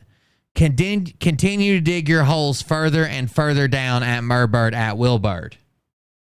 So apparently I'm digging a hole because I said those texts were fake. I said I can't find them, and I wouldn't put it past Phil. I don't think it's Pebbles. I don't think it was Mark. There's even a fake text message from Mark Leonard. Like, I talk to Mark all the time. I think that one's fake. I think one of them's real. It's the one I can find. I can't find any of the others or any proof of it. I think that a lot of those messages are fake. I think that the forensic analysis is going to prove that a lot of those messages are fake. And if there's not a direct URL that proves that Pebbles did it, then it's 100% fake. Like, it would either be on her phone. It's got to be on her phone if she posted it. Anyways. So apparently I'm digging a hole further and further down. Then it says at Murbird at Wilbird. Then it says, ever think that the crew is telling you the most horrific things about us so you won't get to the truth and are so disgusted by us that you won't even talk to us? Again, if you've got something to fucking say, I have every way in the world to contact me. I wouldn't go out and put a post out in my group and be like, oh, you better contact me now or else, and then expect you to contact me. I'm not being summoned by a screenshot. Good luck. Like, I have an open inbox for a fucking reason. I don't understand. But anyways. So you won't even talk to us? Because kudos to them. I did not watch your show and did not turn anything to my union. Did not turn anything to my union or lawyer over the first time around that I was talked about. They are aware it exists, but I have not taken action. If I'm talked about again as what, which is another group, said I am at the 1 hour 25 minute mark. So I guess the what group said, hey, if you watch Wilbird's video, go to 1 hour 25 minutes. There's a response to the stuff that you said. And he just tagged that in general. Jess isn't in that group, but they all fucking watch each other's groups like crazy. I don't know. It's a whole drama thing. Anyways, she doesn't even know what I said. She didn't watch it. She didn't look at it. But if I'm talked about again, like what said, you responded to me at 1 hour and 25 minutes, but has no idea what I said. At 1 hour 25 minute mark into your show, I will turn both over if I'm not spoken to about it. You see, public information on Thursday, October 5th goes to show my school was in lockdown. What the fuck do I have to do with your school being in lockdown? What the fuck are you talking about? So there's some type of insinuation that I have something to do with her fucking elementary school being in lockdown.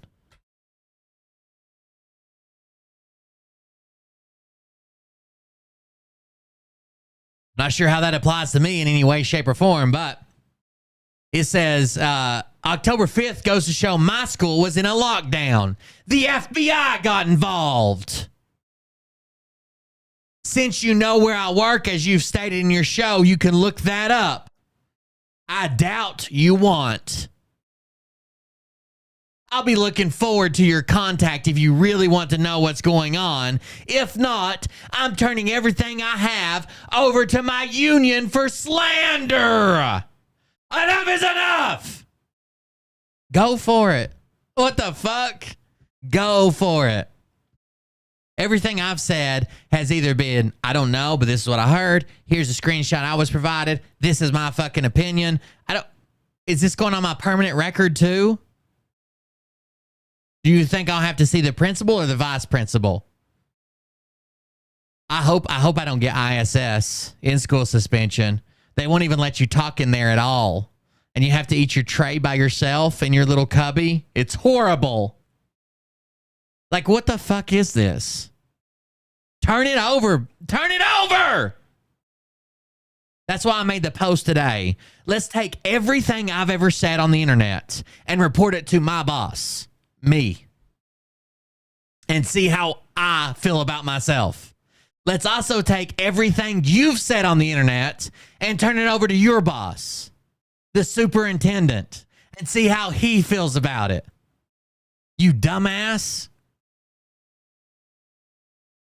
If we're reporting people, okay, let's say you report, I'm not suggesting this, I'm not saying anybody should do it. If we're reporting people, I don't have a fucking thing to lose. I don't have anything to fucking lose. I have a show on YouTube where I share my opinion and what I think's going on. The fuck is your union going to do? Unions don't do fucking slander. If you want to do a lawyer, go for it, motherfucker. Get up on it.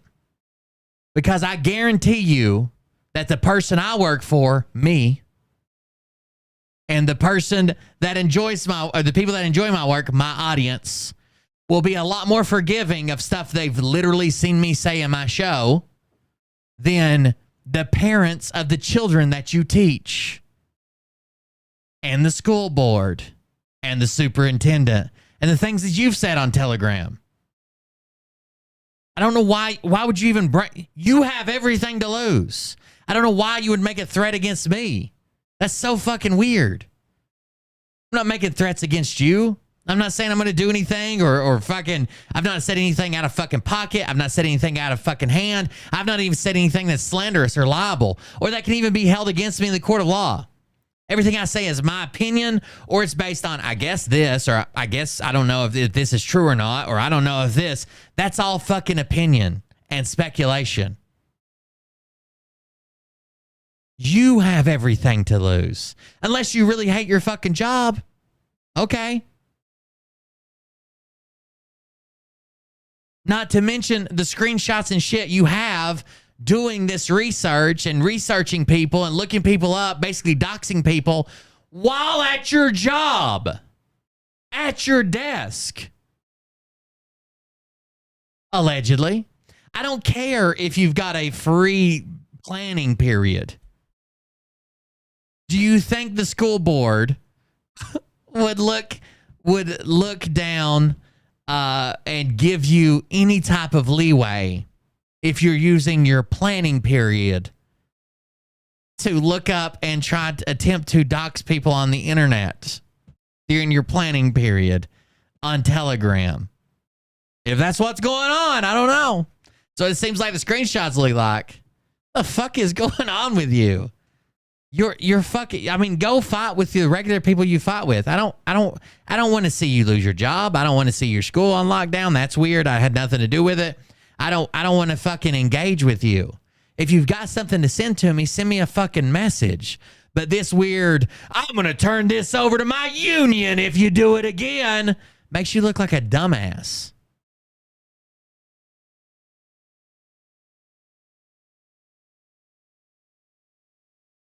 I mean, does anybody like? I'm trying to think of something comparable. Imagine if I was reading one of Phil's posts and then I said, "Oh well, Sarah Johnson agrees with Phil's post. She's a dumb Q-tard too," and she says, "Oh yeah, it's all happening right now." And then Sarah Johnson makes a big post in a group that I'm not in. And is like, "I'm telling my union." Does anybody think that? I guess it's the teachers union. But does anybody think that that's a good look? I don't understand. What did you hope to gain out of this? This is the dumbest thing I've heard. Unless you just wanted my attention, which I guess you've got it, but still I don't. What do you want me to do? Do you want me to fucking start covering you? Is that something that you're wanting me to do? Because you seem really fucking boring, except for the weird alleged $100,000 gambling spree. I don't even know if that's true. That's just what I've heard about you again and again and again and again. Some of them I think was in your screenshots that you had messages you had sent people about gambling $100,000 away and didn't tell your husband about it or some shit. I don't know.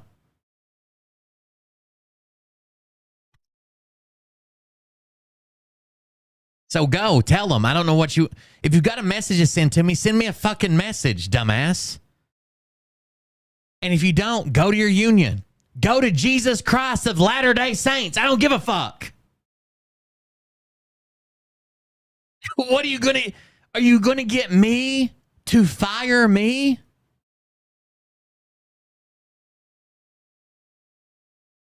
Or are you going to try to take my opinions, speculation, and charge me with slander based on screenshots and personal accounts that have been sent to me, which I always say, I don't know if this is true or not, but here's what I heard. This looks kind of fucking weird. I don't think I've ever accused you of anything other than the stories I heard and the screenshots I saw around you claiming that Phil sent you that message that you only sent to Pebbles, so Pebbles has to be working with Phil. The time that you, there's a screenshot that appears to be you saying that Melon's going to fuck up the catfishing thing and that you should take over. I saw you share some of the catfishing stuff. Saw you talk about some of the catfishing stuff. And then I saw you engage with these other people who think that Pebbles is working with Phil and the lawsuit's fake. If any of those things are not true, oh well, that's what I saw through screenshots and maybe it's a fake Jess account running around. I don't fucking know. And then Robin, somebody responds to Robin and it says, or Robin, they share Robin's post and it says, and actually, Jess, Will isn't losing viewers. He never gives them misinformation. He always does in facts with receipts. Like even when I don't know what's, like right now, I don't know what the fuck's going on.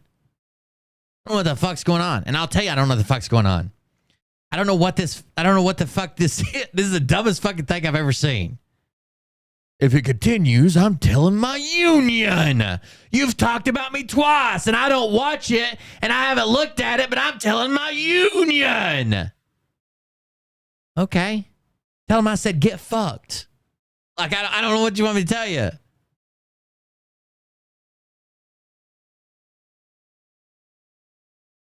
I know that Phil pointed out that you were going to be okay as long as you cooperate.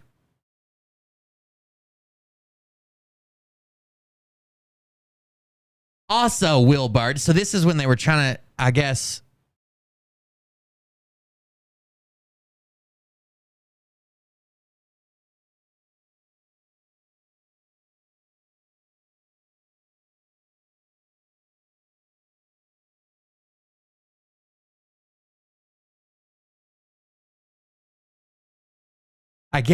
I mean, I don't understand. I don't know. I don't get it.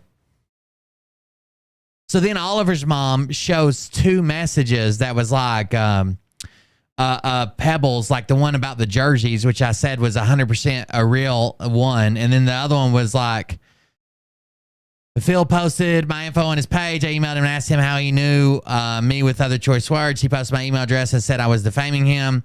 His idiot brain dead followers left a shit ton of bad reviews for my business and sent me threats, phone calls, you name it. Now I'm going after him. And there's a surprise too in the end. I'm requesting all of his basketball jerseys and all of his tennis shoes in my lawsuit. I'm not claiming that was fucking fake.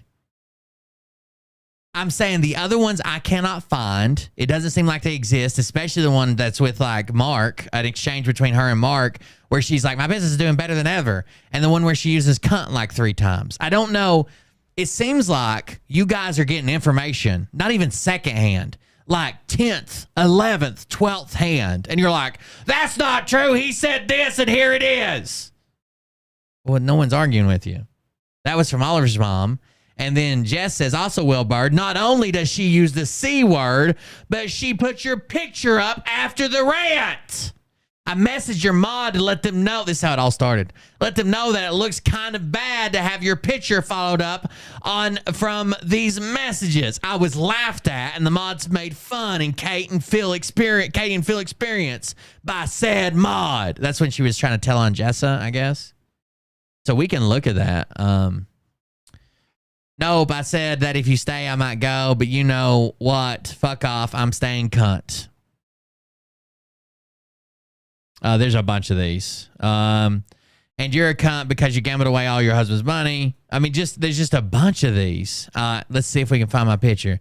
We were sleeping on the couch. Oh, and then you were sleeping on the couch for several weeks. Scumbag move, and that was after you gambled all your money away. So another scumbag move to your husband. Like these are people having personal fights that have nothing to do with me. But for some reason, other people are telling on people at the same time.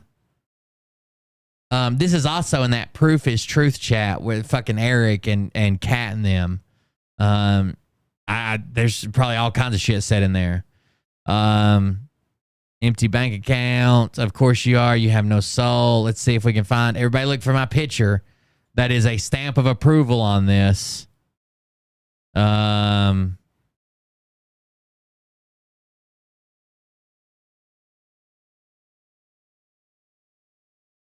So these are all the screenshots they sent. It was basically just them fighting back and forth, but I'm trying to find my picture. It's here somewhere. Hold on. We're almost there. Oh, I have to go. I bet you. No, there it is. Okay. So it says, your husband can't get far enough away from you, so I sleep in the spare room. My husband snuggles up to me and every night. So you sleep in the spare room. My husband snuggles up to me every night.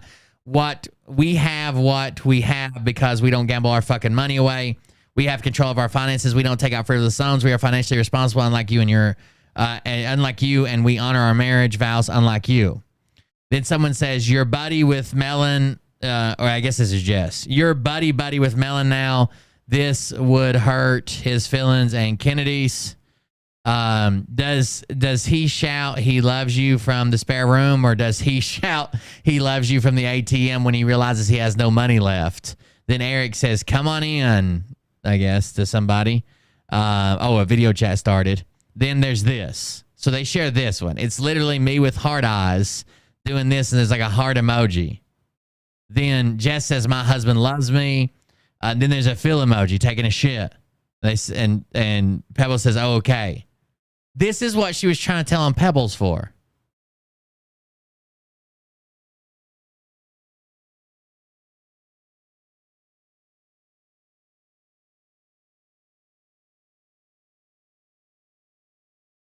This is what started it all.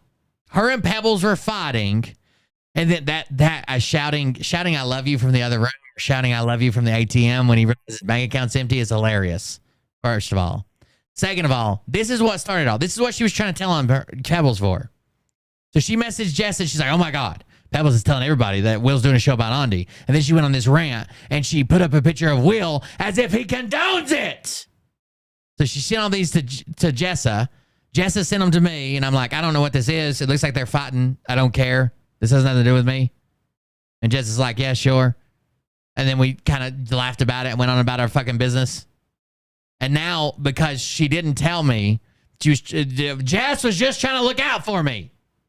But now, I'm going to have to see the principal.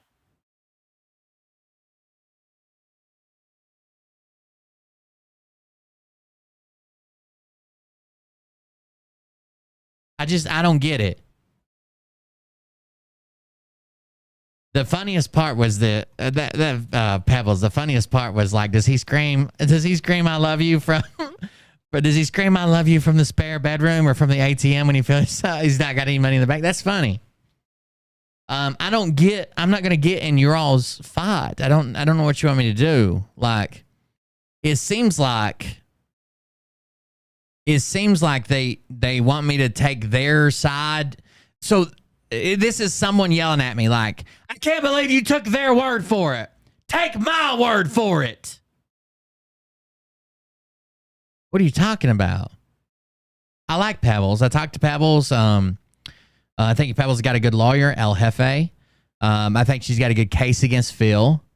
I'm not a fan that Phil was able to say, as long as Jess plays ball. But, I mean, I guess you can explain that away. You could say, I had nothing to do with this. He just made it up. You could say all those things. I don't know. I don't know what you're saying because I don't know who the fuck you are. You're insignificant. I don't know what to say.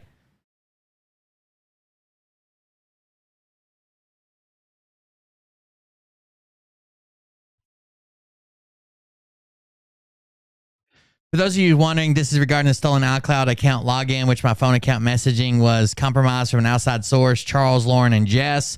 They were caught digitally. I've given the evidence to law enforcement. Charles, Lauren, and Jess were members of the hate group. Jess decided to save herself, smart girl, while implicating the details of Charles and Lauren's plan. Felony after felony after felony. Charles and Lauren are going to jail. This is a fact. It will take some time for the investigation to complete, but in the end is jail. Jess will be fine so long as she cooperates. The hate group has recently been splintered into several smaller groups. The trolls are infighting and all seem to be pointing the finger at the other. Most of them are secretly contacting me with details. This has been happening daily of many other crimes that I was not aware of. So much drama, or do we call it karma? Not a fan of that. Maybe you have some elaborate excuse for that. I don't know.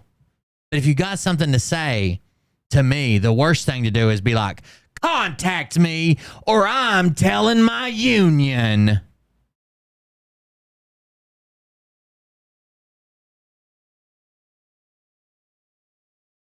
Well, here, contact me or I'm going to toss Mariah's salad. They don't call me the Rim Reaper for nothing. See how much sense that fucking makes? Like, I don't understand what you... I don't understand what the fuck you want me to do with that. The old Rim Reaper. Get the booty hole in deeper. Anyways. I don't know what the fuck. I don't know what you want me to do. That's the dumbest shit. Like, I don't... Contact me or I'm telling my union. Okay. Tell them. Maybe they need a good laugh. Maybe you feel like your union lawyers have a very boring job and they just need to laugh for a little bit. Send them the clips. But even by her own admission, she's like, I don't watch the show. I didn't look at it. I don't know. All I know is that what said you talked about me at 125. Let me see if I can find that. Here it is. And then let's search. I think he used the word response. Okay, here's what it says. Here is what it says that I was talking about her. This is all she knows. Ready? 10/6/23 will show. Go to the 1 hour, 25 minutes for response for dear old poor victim Jess. That's it. But by her own admission, she hasn't watched it. She hasn't listened to it. She doesn't know what the fuck I said. But she's got to turn it over to the lawyers at the union. Okay. Try me, bitch. Good. If you serve me legal paperwork, I would like to be addressed as His Majesty, Will Bird, the Beer Man, / Rim Reaper, / Big Daddy Meat Stick. Thank you very much. I don't know. I don't know what the fuck to say. Shoot me a fucking message, I guess. I don't know. Call in. Fuck. But this ain't working at all.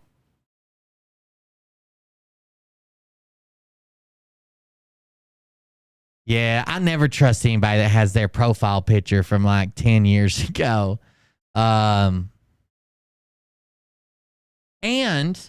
now I don't know if this is true, but I did hear that not only did Phil say Jess cooperated, not only did Phil almost immediately know who Jess was and where she worked at Old Forge or whatever the school system she works at. and the actual school, the actual school she works at, and knew that she was involved in claims that she gave up Kennedy and fucking Mellon. I've also heard, I don't know if this is true, maybe you can ask the union for me, that you are actually related to Phil through marriage.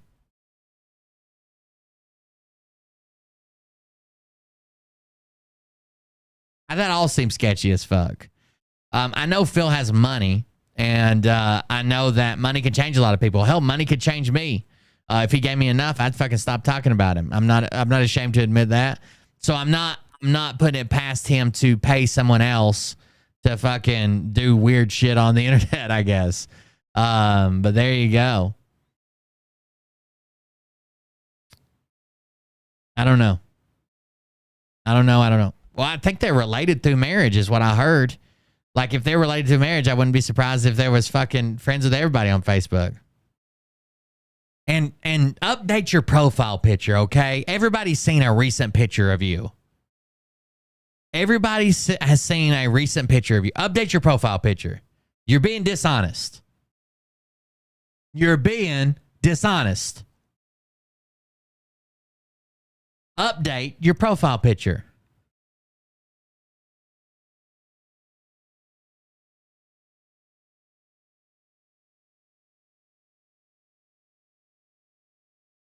I'm not going to be mean, okay? I could be really mean and show your current image compared to your profile picture. I'm not going to do that. Update your profile picture before somebody does, okay? You look a hell of a lot different now than you did in fucking 2007 or 2009, whenever that fucking picture came from, off the original iPhone. Anyways, that's Jess in a nutshell. I don't know what any of that all that shit's fucking just weird. I don't know what to say to it. Like, you were trying to tell him Pebbles over something I don't give a fuck about. I don't give a fuck. Do you know how many people would message me someday if someone called them a bad name on the internet? Like, is it because my sticker was there? Phil's sticker was there too. Did you report it to Phil? That it looked bad that he was using a Phil sticker and that they had a rant? Probably. I don't know. And then, yeah, we did laugh. Or I did laugh. I don't know if Jessa laughed. I laughed because you said that you had proof that Pebbles was going around telling everybody that I was doing this show or that show, and they asked for screenshots, and you didn't send a screenshot. You sent some fucking very, very, very funny jokes that someone made about you. I don't... Okay. Maybe we'll catch up next time. I don't know what to tell you. I don't know what to tell you. That's all I've got. One of our chickens has very familiar hair. Who does it remind you of? Oh no.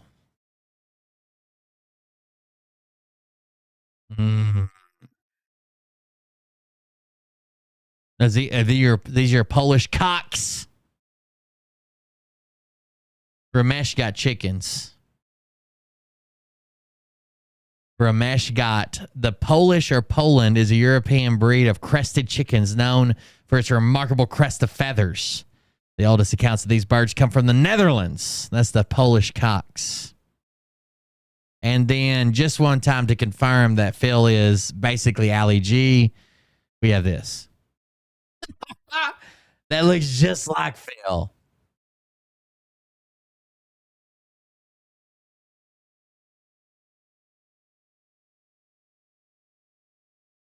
I guess she got either she's just doing all this shit, I don't know, just for attention, or she's manic, or I don't know, she's substituting gambling for Telegram, or she's mad that, like, she said Pebbles did this to my mod. My mod said proof, and she sent proof of basically her just getting burnt. Like, it was a pretty good series of jokes. Not too bad on Pebbles' part. Not a great comebacks from Jess, and we laughed about them. It's funny.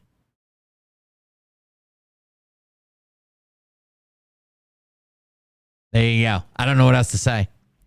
I don't know what else to say to you. Uh-oh. Somebody is flying United. That's goddamn. That's a real old profile picture. I was just looking at it in that group. That's a real old profile a real old profile picture.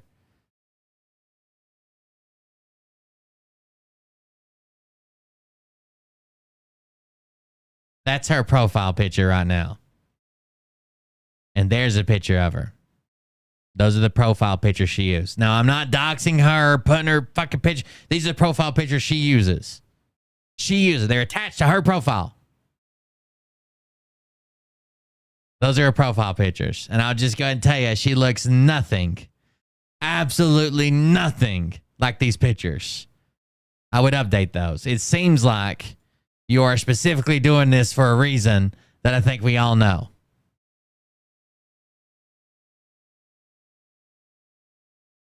Anyways, shout out to the what group, I guess, for sharing that I had a response to her, but it doesn't matter. I mean, she doesn't fucking watch it anyways. She doesn't fucking watch it anyways.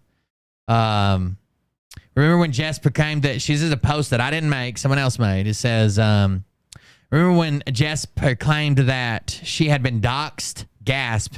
And this is a picture that the doxer posted. Yeah. The doxer went into her Facebook, went way back 10 years into the archives to choose a skinny pic of Jess to dox her with. Makes sense, right? I would think should her doxing story be true, that said doxer would use a more unflattering photo, is it possible that Jess doxed herself for attention or divert attention away? Just another story for the ever-growing Jess Live Files. I don't think someone's going to dox you and find a 10-year-old, even older, maybe even older photo of you. You're a lot skinnier and put that out there and be like, I've been doxed. Someone shared my picture and look how skinny I am. Look how young I am. I'm doxed. Wait a sec. Why wouldn't they just get a recent photo? That'd be better for doxing. And you've changed quite a bit. I don't even know if this is considered doxing. You look like a different person now. That doesn't make much sense.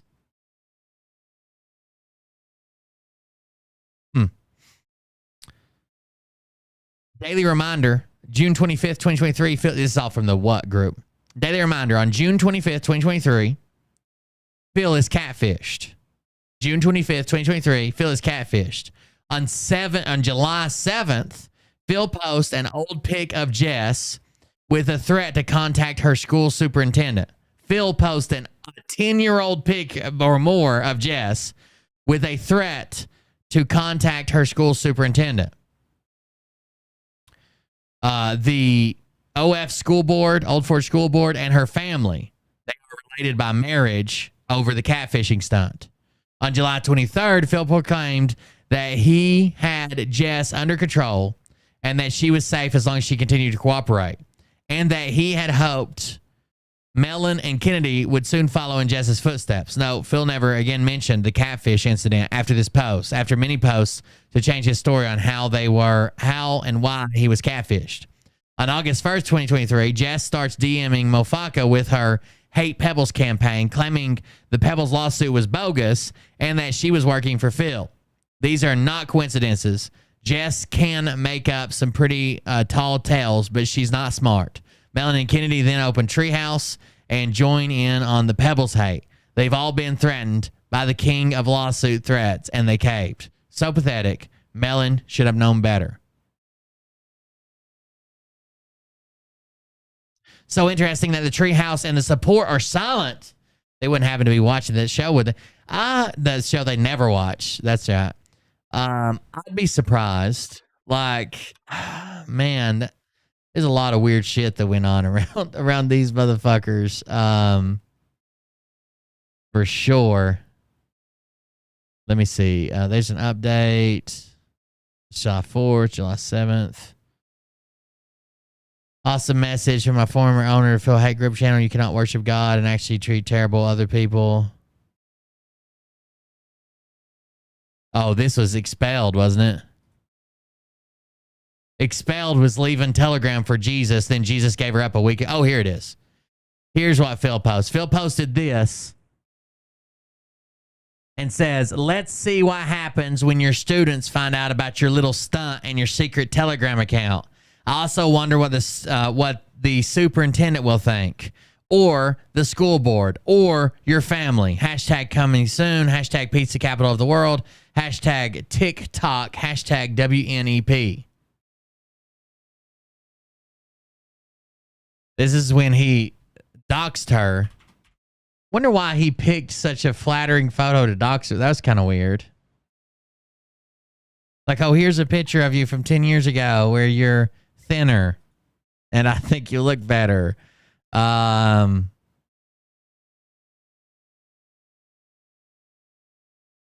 he puts Jessica checkmark on deck, Kizis, Kennedy, and TR. Get 'em, A8.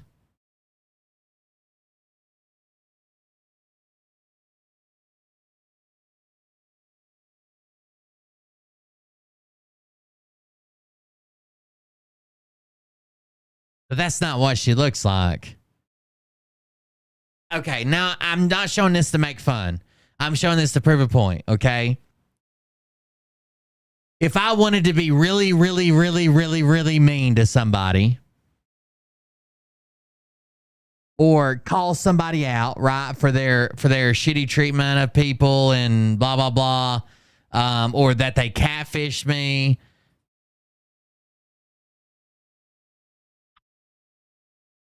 we're going to do a comparison here.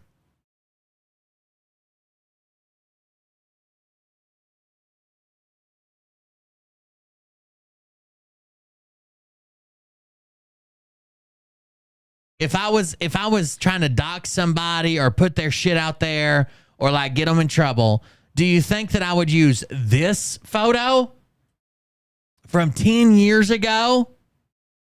Or do you think I would do this photo from this year?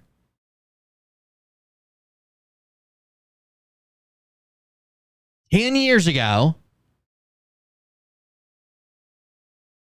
or this year? Why would Phil grab a 10-year-old photo to put up of you and dox you? Why would your doxer grab a 10-year-old photo of you?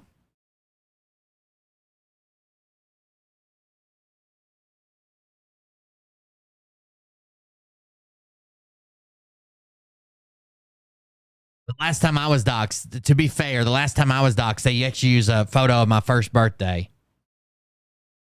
The last time I was doxed, the dirty sons of bitches used a photo of literally my. I'll show you. I'll show you how I got doxed. Hold on. I understand how horrible they can be. I understand they're assholes, right? They're doxers. Why wouldn't they just be assholes about it? Fucking pieces of shit, if you ask me. I don't like none of them. Doxers, always doxing and stuff with their doxers and their doxing friends. Fucking pieces of shit. That's what I always call them. Asshole motherfuckers. They dox you in a heartbeat. Honestly, I can't believe it. Pick that photo. What a fucking dickhead move. That's pretty shitty. I don't think it's right, Jess. I think we're hashtag same team. I think they should have picked a photo that was much more relevant, don't you? That's what they should have done. They should have picked a different photo. That's pretty shitty of them.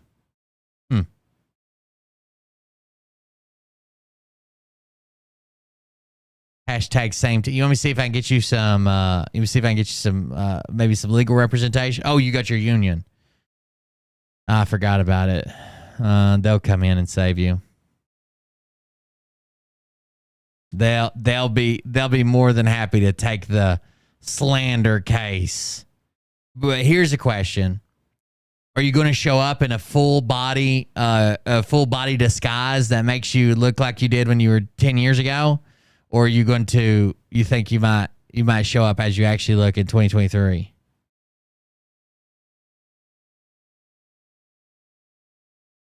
Just curious. The last time I was doxxed, they actually used this photo of me, which I think is fucking ridiculous. Like, at least use an appropriate photo.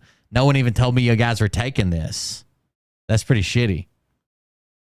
If we're going to be honest here, that's pretty fucking shitty, right? Somebody could have used a better photo. Then the next time I was doxxed, they used this photo, which I thought was pretty fucking ridiculous. Okay, I'm tired of them scouring my photos to dox me with them. Jesus. Grow a backbone, okay? Grow a fucking backbone. Use a better photo of me.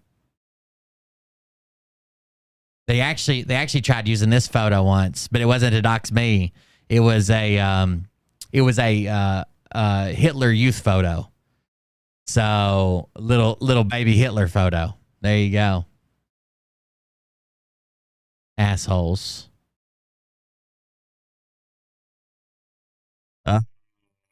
I can't believe you guys. Leave me alone. Anyways, I don't know. I don't know what's going on over there. I don't have time to stay on Telegram and fucking fight for 14 hours a day. I got other shit going on. Plus I eat a lot of mushrooms, so that kind of cuts into my Telegram time. But I don't care who's fighting with you. I don't care who uses my fucking stickers. If you got proof that I guess somebody's like saying shit that's not true about me, you're more than welcome to send it. If you want to send me a message and say, here's my side of the story, send it. That's cool. I'll read it. No guarantee I'll believe it, because just like you said, you're taking their word for, I'm not going to take your word for it either, right? Like I can't take either. I'm not taking anybody's word for it. But as far as I know, it looked really bad when Phil came out and said you were under control. It looks really bad when Phil says as long as you continue to cooperate. It looks really bad that you live near Phil. It seems as if there's at least the allegation that you're married, or that you're related by marriage. By your own account, you said that you're the one who gambled away $100,000. Blah. I've seen screenshots of that. I don't know what you want me to do. Bubbles, don't be mean to people, then use a publicly available sticker that anybody can use at any time. Do you hear me? This is going on your permanent record. What does that fix it? Are we good now? What the fuck do you want from me? If you got something to say, the last way to get me to fucking hear it is say, you come to me if you want my info. Keep it, bitch. If you think I'm hard up for fucking content, you'd be wrong. Or information, or fucking your side of the story. Everybody's got a side of the story.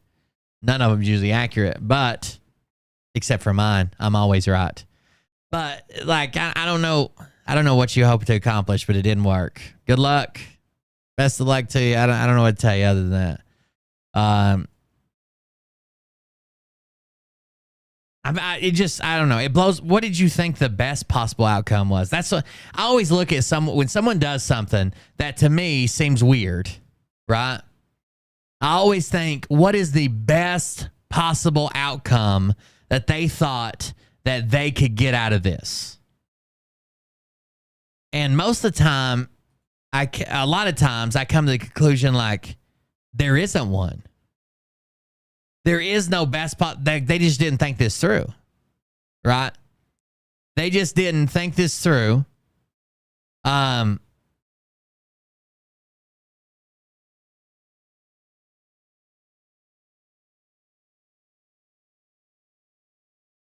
Because there isn't a good outcome. I don't know of one. I don't know. I just don't know of one. I just don't know what would have been a good outcome that you would have been like, oh yeah, this is fucking perfect. Yep. This is exactly what I dreamed would happen. Whatever. That's that. Check out this badass fucking van I just found on Facebook Marketplace. It just popped up because I was on Facebook already. This is a 2004 E350 Super Duty dually van that's been converted to 4x4. It's a diesel 6.0 bulletproofed, straight pop with a. This has got to be a badass fucking van, dude. This would up my fucking child abduction game to the next level. I need this thing. Another little video. Just started her up a few minutes ago. Here's what she sounds like. That's a badass van, dude. There you go. Runs and drives. Look at this thing. That is a cool ass fucking van. I could fit so many kids in that thing. Then on Fox Shocks, but it's got a Badlands. That's from a Harbor Freight winch on it. Hey, look at that. That's a little kid. That's basically like a jungle gym. That's how you get them in there. You want some candy and play on my jungle gym? I ask Mariah that all the time. You want some candy to play on my jungle gym? Ooh, look out. I'm always afraid to buy stuff that's been like converted to four-wheel drive though. Because who knows who did it and how they did it. It might be done horribly, a piece of shit. But there you go. Pretty interesting either way. I'd rather have this truck. This one just popped up too, where I was looking at trucks earlier. That's a cool old truck. That's an original K10. So an original factory four-wheel drive pickup truck. It is a 1970. Looks like it's got a crate motor in it, but still it's a 1970 four-wheel drive pickup truck. That's a cool old truck. Oh, that badge is cool as shit. Anyways, that's Jess, I guess. And I just don't know what to say about it. Or where to go from. I don't know.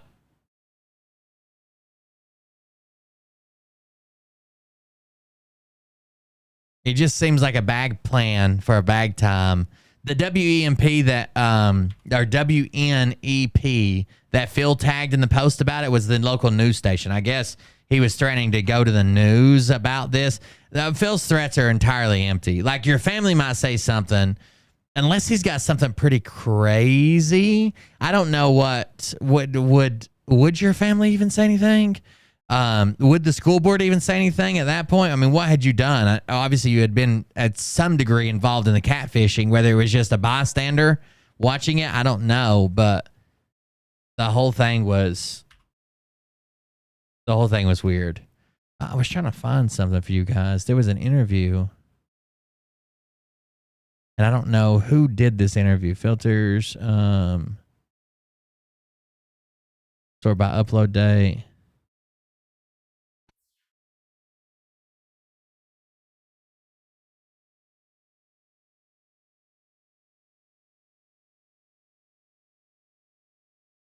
Oh, fucking Tree. You guys remember Tree?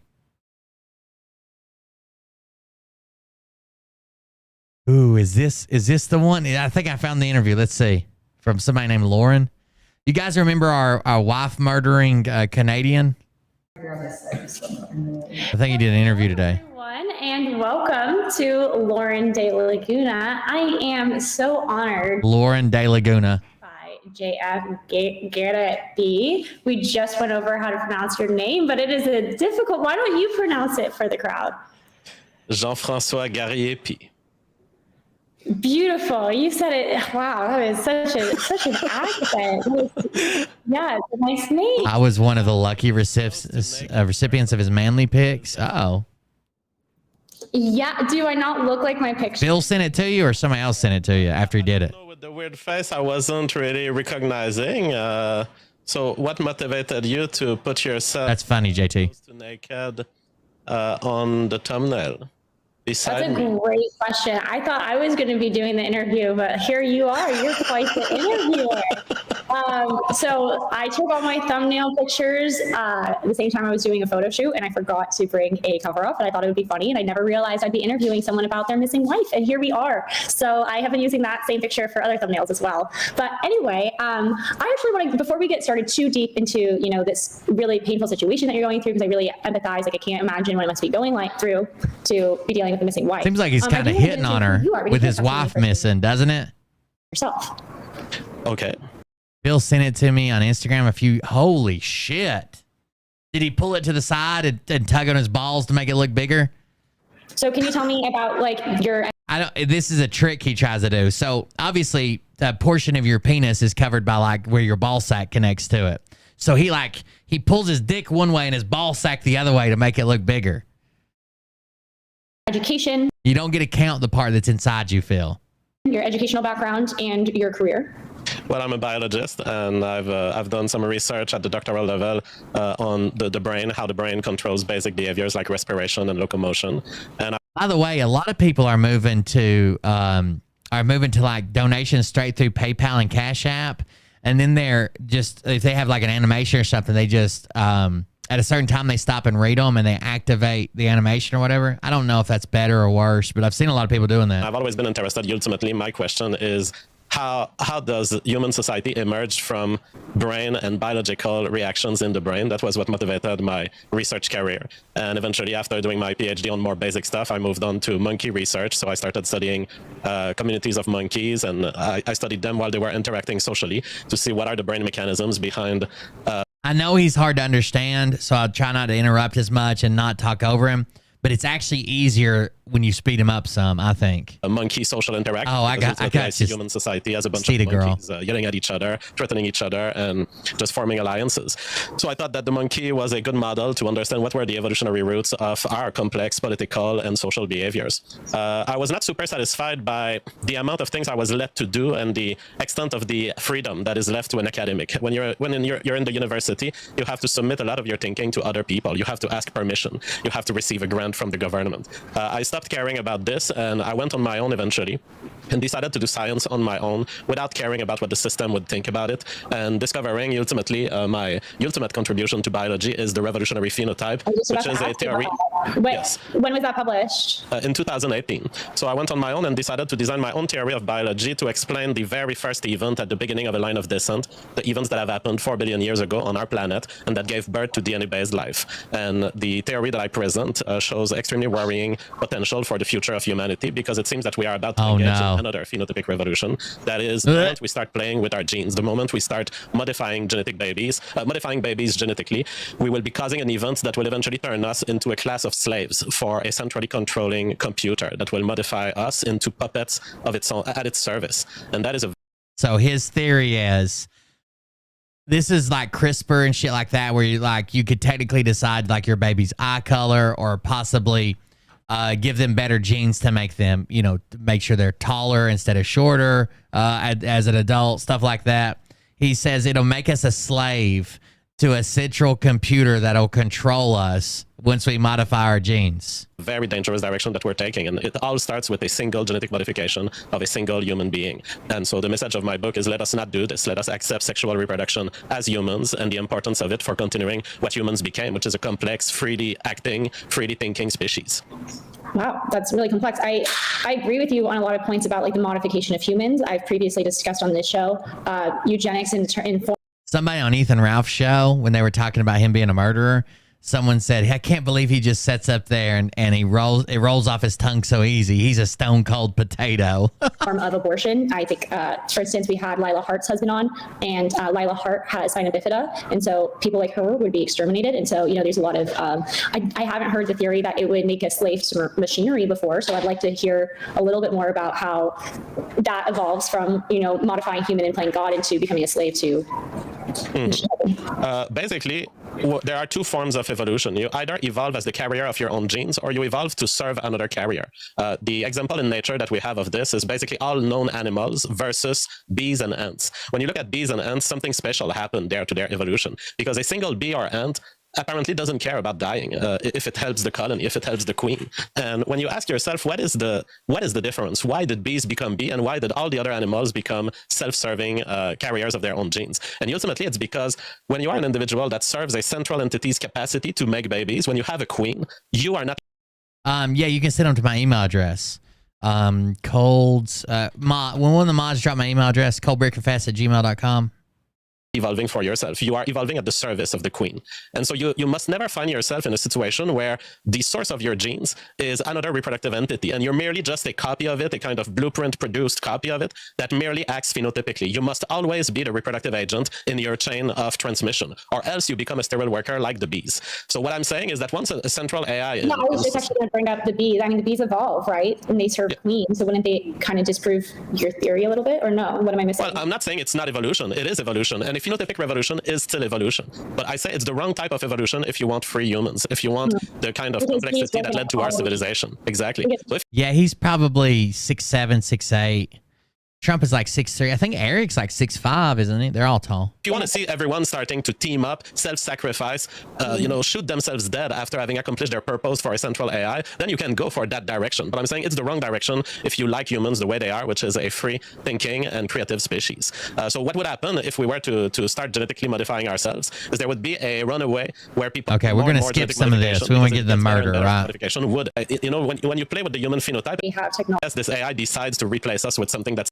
Holy shit. Mostly Peaceful Redhead gifted 5 subs. Thank you very much. Thank you for the gifted subs. I appreciate that. Michael Rodriguez, Tetris, Cami and Shemeka, whatever. Wilmer, Lonely Johnny. Oh, Lonely Johnny. Welcome to Not Loneliness. It's not even human. Thank you. Along the way, what the AI does... Camion's Kick. Camion's Key, Christine, maybe. Camienshi, Christine. I don't know. A class system that is like that of bees, which is, all right, you are a specialized sterile worker, you are a carrier of food, you are a soldier, and that doesn't leave place for the complex human phenotype that anyone would consider basically is a human. It's not being human to skip ahead. We want the murder. 23 leads to less babies on average. Being able to take some wood... is about sorry what you said a couple of things. What is a good woman? Because you said, in order to get a good woman, what is like a good woman? Well, a good woman is a woman who gives you excellent hope of having a chain of 10 babies before you die. So a good woman is a woman who is able to reproduce. Do you care at all about like her appearance, her intelligence, how funny she is, how... Basically, all human beings, all males care about the beauty and appearance of women because this beauty and appearance is an indicator of their fertility over long term. So the younger, the more clear skin, the more young she appears within boundaries of being capable of producing babies now will be what's attractive to males. I'm not a chain. He said breed a chain of 10 babies. Okay, well, that's a lot about like the physical stuff, like her physical appearance. What about her like emotional or her intellectual? Do you care at all about that? Does that matter to you? Being a very high IQ person and kind of a crazy genius type of guy, I am extremely charmed at complex female minds. But that is a rare thing. There's not much guys out there who care that much about it. Most people want to establish some kind of low level, I respect you, I just saw Israel has turned off the electricity to the Gaza Strip. Of understand you type of relationship. I am stunned when I see special women, and I've known some of the weirdest women in my life. I've been working in a psychiatric clinic in my life, and so I've been exposed to... Well, you are also dating mentally handicapped teenagers as an adult, right? And convincing them to leave their husband? Extreme diversity of all the sorts of minds out there. There are women with delusions. There are women with a sense of dark humor that I will never see in... Yeah, Barron stands... If you look at pictures of like Trump and Barron looks a lot taller than Trump. I think Trump is probably around 6 foot to 6'1". I'm 6 foot tall barefoot. That's the army measured me. I guess I've shrunk. I'm 6 foot tall exactly, like on the dot. No, it was just perfect. Landed on 6 foot even. But I'd say Trump is probably 6 foot, 6'1", but Barron is much taller than him. Eric is pretty tall too. He's taller than Trump. I would say only 1 in a million women who can do that. He claims 6'3" or 6'4". Like for instance, like the type of women that you met while you were working in that psychiatric clinic, like women with interesting psychological needs. I never dated any woman that I encountered in the psychiatric clinic, but they gave me an idea of the diversity of what's out there, and is that attractive to me? I would say that it's attractive. I usually try to have 10 women give me 10 kids. To my scientific mind, because I like being impressed by what the universe throws at us. And I find that any sort of what modern society calls dysfunctions is always reflective of a deep way in which the normal human brain works. And I love to see the difference when just one thing goes wrong or just one thing goes in a different direction in the brain. Imagine a normal brain, but plus delusions. Obama and Trump look in these pictures almost exactly the same height. If anything, Obama might be like maybe like a ½ inch to an inch taller. Let's see what it says Obama height is. It's 6'2". Okay. So I don't think Donald Trump's 6'3" like he claims, or 6'4", or whatever, because if anything in these images where I just pulled them up, they're both standing there. Obama looks just the same height or maybe a hair taller. Imagine a normal brain, but plus a little desire to provoke. Imagine a normal brain, but no willingness to display anything to anyone. No care about what people think. Those are the kind of brain that I do find charming and fascinating. They come with sometimes their own problems and their own risks, but I find it amazing that we have such a cognitive diversity in a species that otherwise has included in the dating patterns extreme selection. Like, it's amazing how much a woman scans you as she decides whether she will get inseminated by you. My mom calls me fertile myrtle. I could have 10 kids, no problem. What the fuck? I call Mariah Squirtle Myrtle. You can go wrong on a lot of things. There's a lot of sentences you could drop that's going to be a deal breaker forever. She might slap you in the face. And despite that extreme sexual selection happening at the moment of dating and the decision of insemination, we have kept an amazing amount of diversity running and living among us. And to me, that's an illustration that this diversity serves something. I don't think that autism, schizophrenia, and all these things, I don't think they exist for nothing. I think they have a role, and it's a form of specialty. It's a niche that we are exploiting. You said you're autistic last night, right? Wait a second, Mustang Sally. Do you wear special Jesus panties? Well, I mean, I don't consider myself clinically autistic. I consider myself, though, having the personality aspects of someone who doesn't like social interactions. He's calling it. So this is a throwback to when he was dating the mentally handicapped 19-year-old. He's calling himself autistic now just because he doesn't like social interactions. Not clinically autistic. He doesn't want that label, but basically, yeah, he's autistic. Very much, very analytic brain. I have these specific interests that I become very passionate about. So I guess you could say I have these features, but I don't consider clinical features at all. Okay. With the women that you have dated in the past, have you noticed the whole chat just says, ask him about the missing wife. Ask him about the missing wife. Why did you hide your wife under the floorboards? Pattern of because you find these types of attractions interesting, these mind attractions. Then there's one that says, oh no. Ask JF about his potato kid. That's fucked up. JF did it. Potato emoji. But did he kill his wife? I thought this was going to be about current stuff, not a 5-year-old book. Move this along, Lauren. You got this. I'm F up myself. Laugh out loud. What about the autist master race stuff you used to go on about? Where are the children? Ask JF about his children. Mama JF is watching on her toaster from her banana container. Interesting. Have you found that the women that you have dated tend to have had people are mean online? Okay. Disorders? No, but I would say I am open, and being an open guy has attracted women like this to me at different times in my life. But I wouldn't say that. Sorry. A super chat came in that just says, ask JF about his children from the potato mama JF. Call them the spuds. Sorry.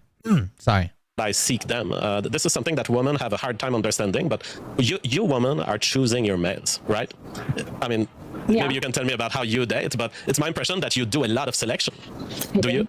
I do. Yes, I'm pretty. So tell me about the criteria. Like, the only person that picked up on it in chat was that he worked at a psychiatric a hospital or whatever, and he dated women patients there. He worked at a psychiatric hospital, and he dated patients there. If you were to establish whether you accept a man, what would you be looking for first? What would I be looking for first? I think this might sound shallow, but I think originally I would want some sort of physical attraction, some sort of chemical attraction, and then after that, I would like an intellectual attraction. So and for me, that. Well, the way most males approach the dating world is not to even have that degree of complexity on what they want. If you push them, they will try to make. Somebody said, damn, Lauren, this isn't about you getting all wet and bothered. Move on to the murder questions. Make up a story like, oh yeah, I like girls like this, or like True. Okay.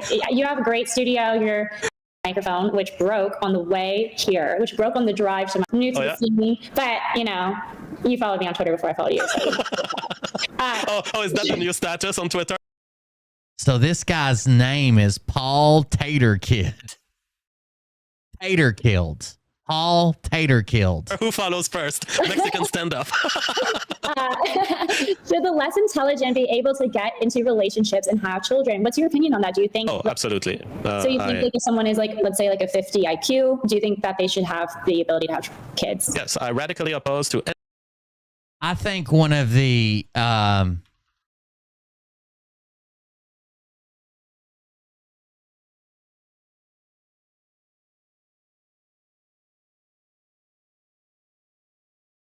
I think one of the most radical realizations was that the U.S. Army did a study, okay, and found that I think it was 23%. 23%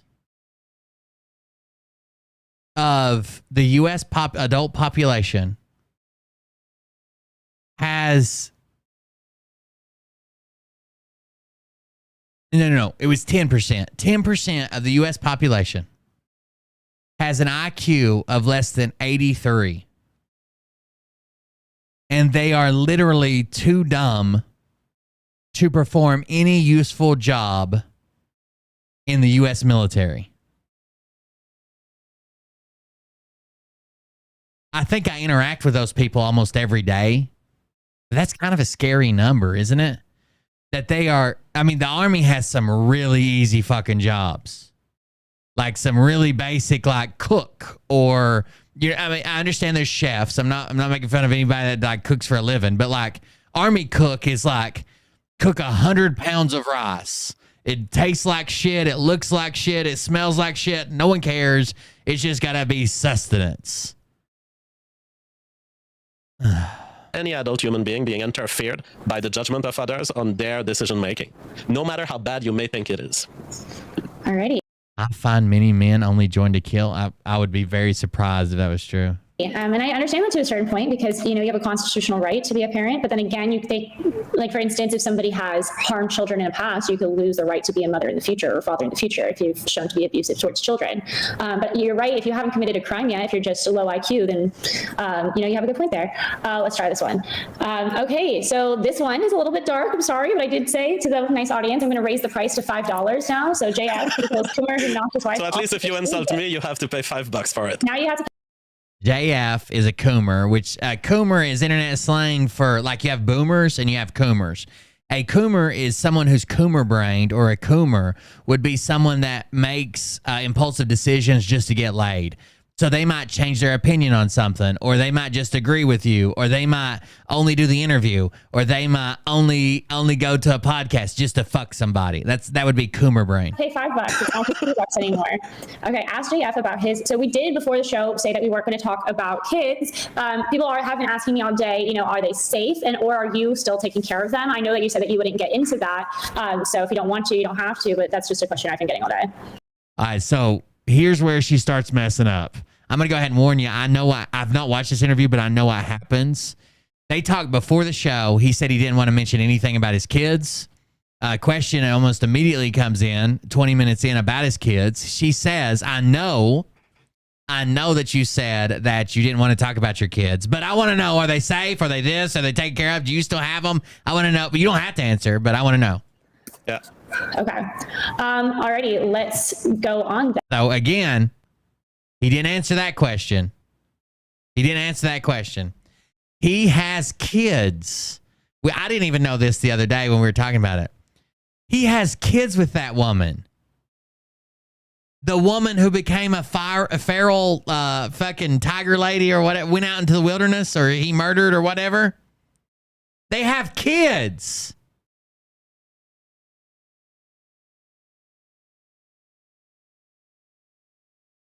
Then. So we'll do the same thing at the 40th minute mark. So can you tell me about, as I've been doing some research, I learned about a prior girlfriend. So first of all, Mama GF isn't your wife, right? She's not technically my wife. We are not married. We are common law spouse, but I consider that she is my wife.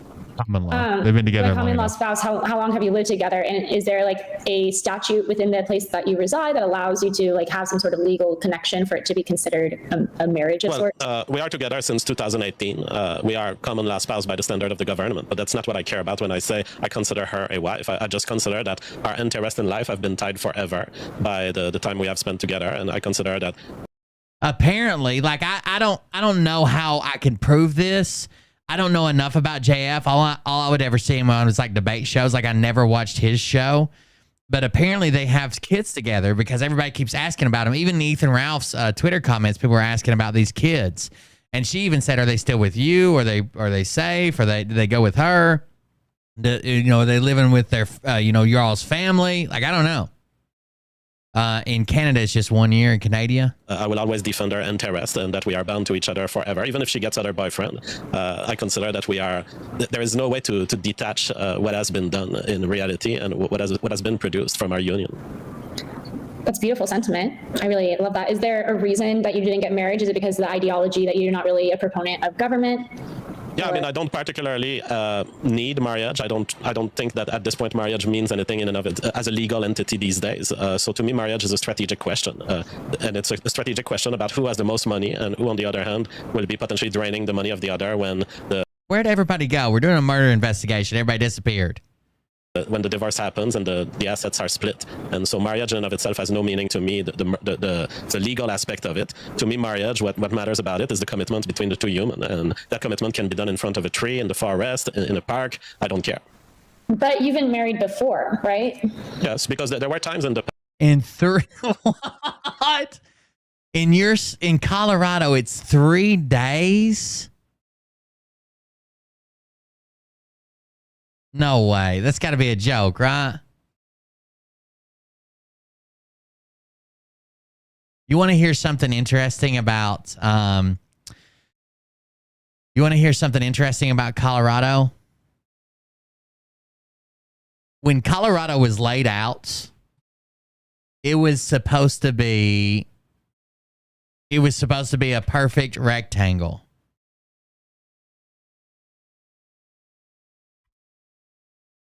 Okay? It was supposed to be a perfect rectangle. And when they laid out the state, they did longitude and latitude lines to lay out the edges of the state, right?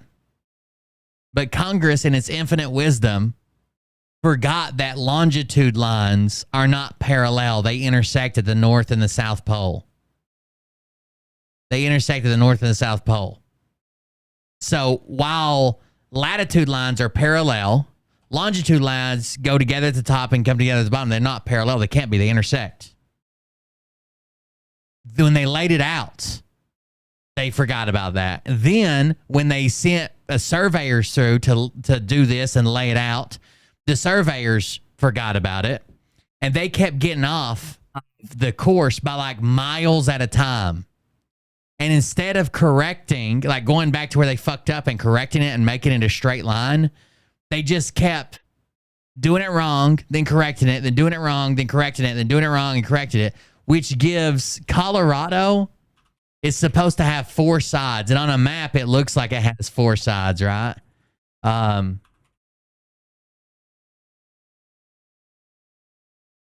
Colorado has 4 sides on a map. It looks like it has 4 sides. It absolutely does not. It actually has 697 faces. It has 697 sides, basically. Because the surveyor was just like, fuck it, we're off. Let's just jump back to where we're supposed to be and start over. Okay, keep going. Oh, we're off. Jump over 1.5 miles here. Like, it's jagged as fuck. Past where marriage was a good strategic decision in terms of combining assets, in terms of living in the same country, in terms of, all these legal advantages. And there are then other times of my life where marriage ended up not being the solution because the distribution of assets between the two spouses is usually... well, I've already indicated to you that I would not answer anything concerning... Here it is. Is your missing girlfriend, is she your first baby mama? Well, I've already indicated to you that I would not answer anything concerning children. So, okay, again, your missing girlfriend, is she your first baby mama? I've already said to you, I'm not going to answer anything concerning children. Here is an interesting super chat. It says, why would your wife abandon her children to live in the wild? One of them is a newborn baby, according to your neighbors on Facebook. Holy shit. They have a newborn baby? Oh, okay. I didn't think. Sorry, I was trying to get I was trying to get around to asking kids. I was trying to see if there was because I don't want to ask anything that would like expose your family, but I do want to know like your relationship history and if you have. What I often say is I am really satisfied by life. I have produced many projects, family projects that I'm satisfied with through many families, and I have an extreme gratefulness for what the physical universe gave me in terms of links to these projects. Oh, it says Colorado, there's no time requirement. It says Colorado Supreme Court summarized the prior century common law marriage law in Colorado. Common law marriage is established by the mutual consent or agreement of the parties to be husband and wife, followed by a mutual and open assumption of a marital relationship.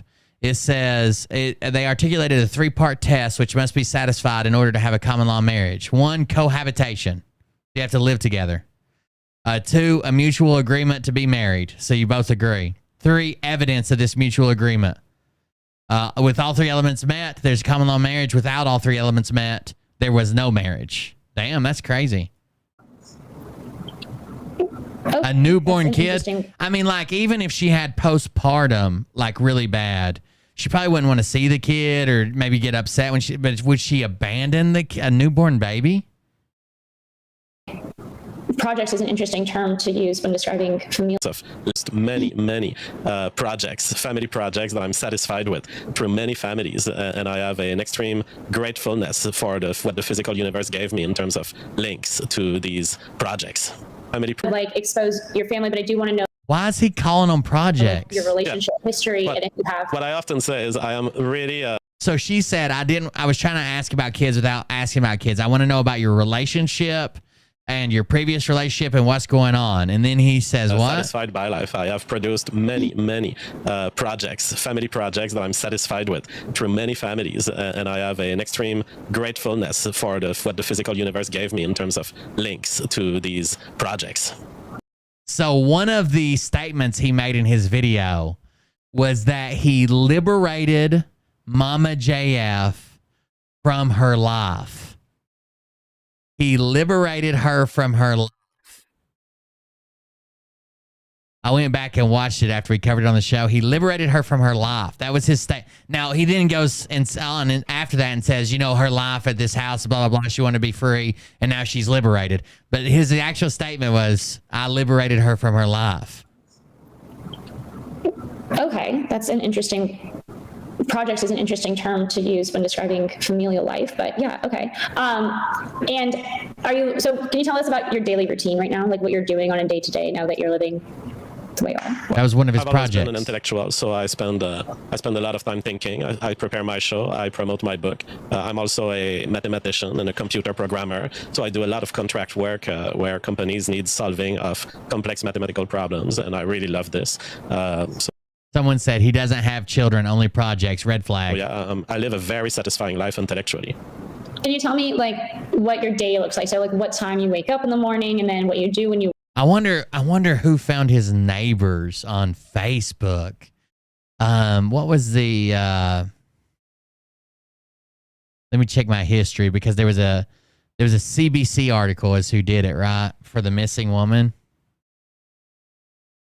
Yes. I wonder if I search her name on Facebook.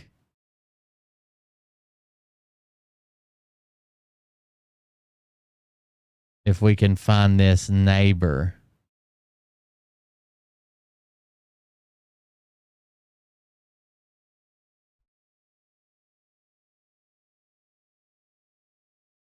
I see the Royal Canadian, the PEI advisory, missing people of Canada. I wonder, it might just be in one of these comments. There's no comments on that one. Limited who can comment on this post. I bet they had a bunch of trolls. There's a comment. I can't read it, though. Let's see. All comments. Still can't read it. Must be blocked. I wonder, it has a newborn baby. It's wild, right? There's not many comments on any of these, to be honest with you. Missing people of Canada group. You wake up and then what you do throughout your day? Well, I wake up. My God, I wake up at maybe. One of his projects are. Then I start checking if I have work, if I have things that need to be resolved. I take care of all the household duties, the caring of everything that's important in life and that's in the house. And then I think about problems. And slowly, as I see that I have less and less work to do, now I can release my mind a little bit and start thinking, what will I talk about on the stream tonight at 7 p.m. Eastern time? So eventually, an idea of what are the big news items today? What could we talk about? Or sometimes I'm just shocked by a random idea that I want to talk about, which becomes the main theme of my show of the night. That is pretty much how my day looks. And then after the show, I go on resolving mathematical stuff, programming, developing efficient applications that are needed by companies that have requested them to me. And then I sleep. Okay. You live by yourself? Yes. Yeah. And how have you been? Because you mentioned on a different show that you've been, I do want to make sure that you've been doing okay, because I would imagine losing your wife. So you used to live, with your wife, your entire family, and now you're living by yourself. How are you doing emotionally? How are you doing mentally? You also have an empty fridge, you said, and you're doing a lot of takeout. Like, I would imagine this is a really tough thing. So what I'm just like, takeout thing? I don't do takeout. What do you do to feed yourself? Oh, just because I mentioned in the pre-show that I went to the restaurant? Oh, no. On a different, no, I'm not using stuff. Okay, you were asking if, okay, I thought you were stating that I said that I was doing takeout. No, I actually, there's not much takeout options around where I live. What are you of course, restaurants today? The description of my fridge was an exaggeration that I've done on a show to describe the fact that I felt relieved that my fridge was no more packed with extreme amounts of vegetables. Of course, my fridge is filled with plenty of food, and I am in no need of. Okay, so he feels relieved that his stupid-ass wife doesn't have a bunch of vegetables there. And wherever his missing kids are, they're not getting any vegetables or vitamins or anything. Care, supervision, or empathy, or need of concerns around my survival and my household. Well, I mean, having a missing wife, I would imagine, would be extremely difficult. No? I live well because while my wife is missing, she has been missing from a trip that she has engaged in consensually. So, my wife left. You could feel the tension kind of rising, can't you, chat? Like, where she's like, oh, having a missing wife is kind of crazy, right? No. I feel good. She consented. Mama JF left consensually. She wanted to go away, and I'm fine with what she has decided. I don't have to have worries for her because I trust that she has all of the survival skills to survive on her own, even if she doesn't want to communicate with me. So the person who has declared my wife missing is a group of policemen. It is not me. As far as I'm concerned, my wife told me the police described her as missing, not me. Not me. Was going away, and she seemed to be wanting this. So I don't consider her missing. I simply consider her not wishing to contact me. Yeah. Do you mind if we just, I know you've already gone over the story, but do you mind if we go over it again? Just because. Yeah, we can go over it. So like June 17th, that's when you drop her off, right? Yes. And where exactly did you drop her? Like, you don't have to say like the geographical location, but did you drop her off at the bridge or at the gas station? Because I think that was like a point of contention. Like, I dropped her off at a gas station that is located at the very entry of an important bridge in Canada. Okay. And when you went to that gas station, did you pump any gas? Did I pump in any gas? I don't remember. I may have. I may not have also, because we're talking about a 1-hour drive. So I would have to check my credit card. But because I've never needed to check for it, because I know that the police who have investigated this drop-off, they know that it happened. So I don't. They know that it happened. Have to make further proofs that it happened. They have understood that it was true, that I did drop my wife on June 17th at this gas station. Like, they have like video evidence from the gas station? I don't know what they have, but I know that they believe me. How do you know that? Ooh, that is a good question. I don't know what they have, but the police can just say, oh, yeah, we believe you, even though they know 100% that was just your first lie and they're trying to build a bigger case.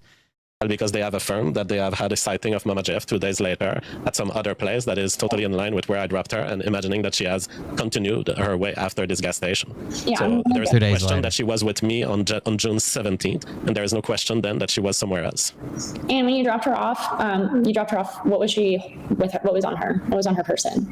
Well, I didn't quite remember what she was wearing, but now that they have had a sighting of her and someone described her clothes, maybe because they saw her on the camera, I now remember that she did have some dark pants and a faux leather jacket, as they call it, and she did have also a backpack with stuff that she was planning to use to survive during her travel. Can you describe the jacket more? It was a jacket that was kind of the jacket you would expect on a homeless, poor person.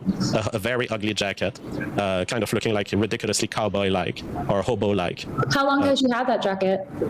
I think she had it forever since we know each other, but it's not a jacket that she would wear in our relationship. I swear I can feel the tension rising, guys. Like, even her questions are beginning like almost like more pressing, and I don't think he likes it. It's a jacket that she had stored in her home, and she put it on at some point as part of her plan to leave and live on the streets or travel the way she wanted to. Oh, so you're saying that you wouldn't have any pictures of her wearing a jacket, or like people wouldn't have seen her in that jacket during the time that you guys were dating? No, I've never seen her wearing that jacket except the day she left. Okay. All right. So then she left. She took her phone with her when she left, right? Yes. And you guys were communicating throughout the day on June 17th, 18th, and 19th? Maybe there was a day where we didn't communicate, but yes, I generally knew that she was okay during these 2 days. How did you generally know that she was okay? Were you calling each other? Were you texting? Well, because, for example, I don't know if we have a texting on the 18th, but we certainly have a texting on the 19th, which means that she was okay on the 18th also, you know? Can you show us your text, or can you send me the text? Oh, he gets, there's a reaction for sure. I know how this ends. I haven't watched this, but I know what happens. No, this is something that's easily capturable by the police and that I couldn't possibly lie on. So I don't think I need to make my case to the public showing some very private conversation that includes private elements to it. I don't think I need this to convince anyone that this is true. The police is able to capture our text anytime they want. There's like this thing that you could do on your phone where it blurs out all of the messages except for one. So for instance, I text this loser named Amy, and I can like hide all of the text except for one and do this, you know, and see like, hey, can you do that? He's even rubbing his face. I'm not showing my phone. Okay. I'll stop there. It is so ridiculous. It is so ridiculous as a request when even the police doesn't question this narrative.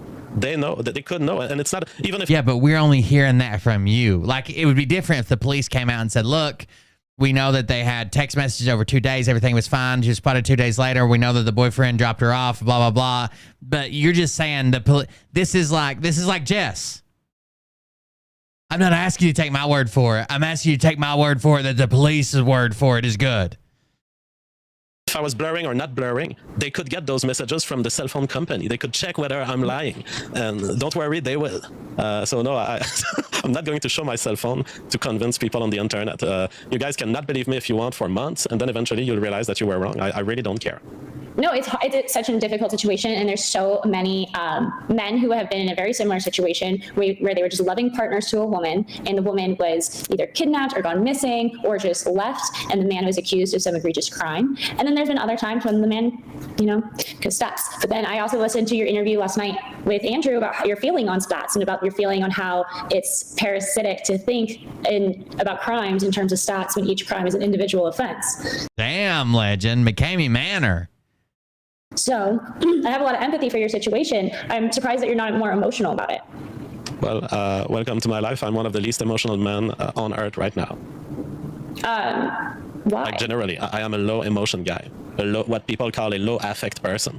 I am a rational mind. That is what makes me a great scientist. I am a rational mind. That's what makes me a great scientist. That's what makes me a white supremacist.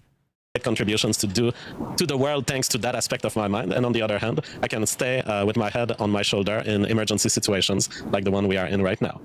Shouldn't we be thankful that there are people like me? I mean, you want someone like me to be the term ambulance consensual guy when you get a heart attack. Probably.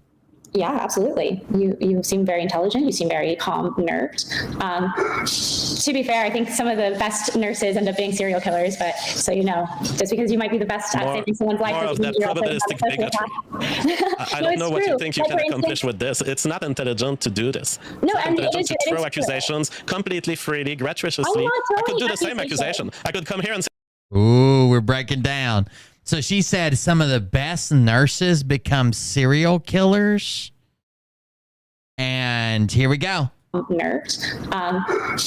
To be fair, I think some of the best nurses end up being serial killers, but so you know, just because you might be the best at saving someone's life. More of that probabilistic bigotry.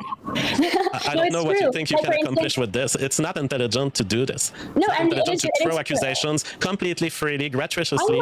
I could do the same accusation. I could come here and say there's lots of women who are crazy, so you're probably crazy too. But I don't do it because I respect you. Accusations. I'm just saying that I think it's funny because the characteristics that you're highlighting, calm, nerve, nerves, which is good for stressful situations. It is true, but it doesn't also mean that you're not capable. But I mean, it means the human mind is interesting, and you would know this, right? You would probably know much better than me, as you are the doctorate in this, and I am I got a general education with some psychology, so I probably have a little bit less. Oh, anyway, so do you think let's just take a break. Let's do. What did he just mummer? Hold on. In this, and I am I got a general education with some psychology, so I probably have a little bit less. Oh, anyway, so do you think much less? So I have a little bit much less. He said much less. He's pissed, dude. Let's just take a break. Let's do some super chats, and we'll come back. We'll check this out. Okay. Why would your wife abandon her kids? I mean, I know you don't want to talk about kids, but can you at least acknowledge that is a crime? Like, why would she commit a crime? So we don't have to let's not talk about kids, but why would she be okay with committing some egregious crime that harms others? Listen, you're deluded. Okay. I'm really trying to be respectful. I'm not trying to be rude at all. But seriously, how am I deluded? Because I'm trying. It is a crime. Because you're attributing crimes to things that you don't understand at all. No. You don't meet the standard of prima facie case for a crime. It is not a crime to travel. Is it a crime to go to LA? Is it a crime to travel to LA? Wait, hold on. What's prima facie? Can you explain? Yeah, exactly. You know nothing. You're stupid. You are extremely stupid. It's like worse than talking to a monkey. I've never heard the phrase prima facie. Yeah, because you don't know Latin, and I don't have time to teach you. No, you're right. I'm so stupid. Anyway,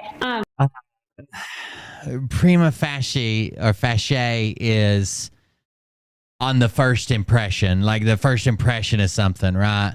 Or it can be accepted as true until proved otherwise. So if I'm going to make a prima facie statement, I could say he murdered her, and we just accept it as true, our first impression of looking at him, until someone disproves it.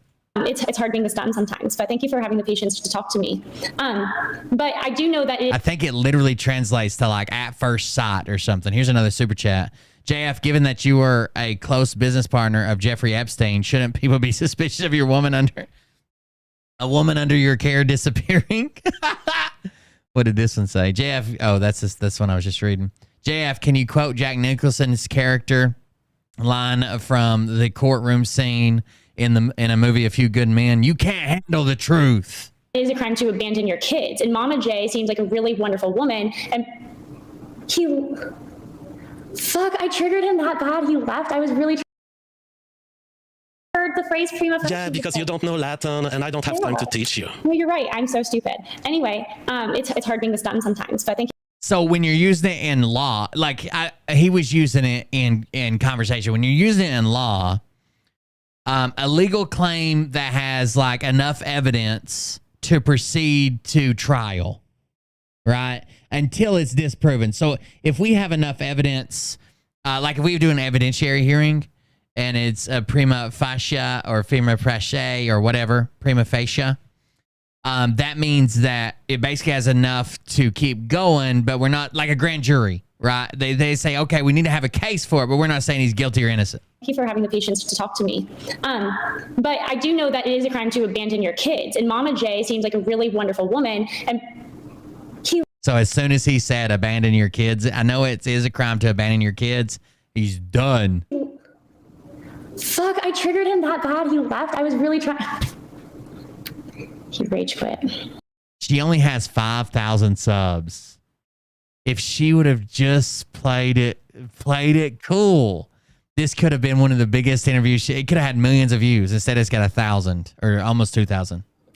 Okay. You did great. I tried my best, Amy. You literally did nothing. There's nothing. You were being so respectful. Was I? I was trying. I mean, you pushed him a little bit more. Obviously, it's not going to be a play session. You did good, but I mean, you were not being rude. You were being offensive in any way. I think he's like embarrassed after the jacket question. I think that was like a good, I think he's pulling out of his ass kind of. I don't know. I think after that, By the way, didn't he just finish saying he was the least emotional man in the world? And then he got mad and left? They were very valid things. He's being accused of killing his wife, and the traits that you listed are common. Yeah. Yeah, I mean. Okay. Well, let's read the rest of the super chats. Why would your wife abandon her children? One of them is a newborn, according to your neighbors on Facebook. JF, do you think Mama JF or Andy Worski will contract HIV first? JF,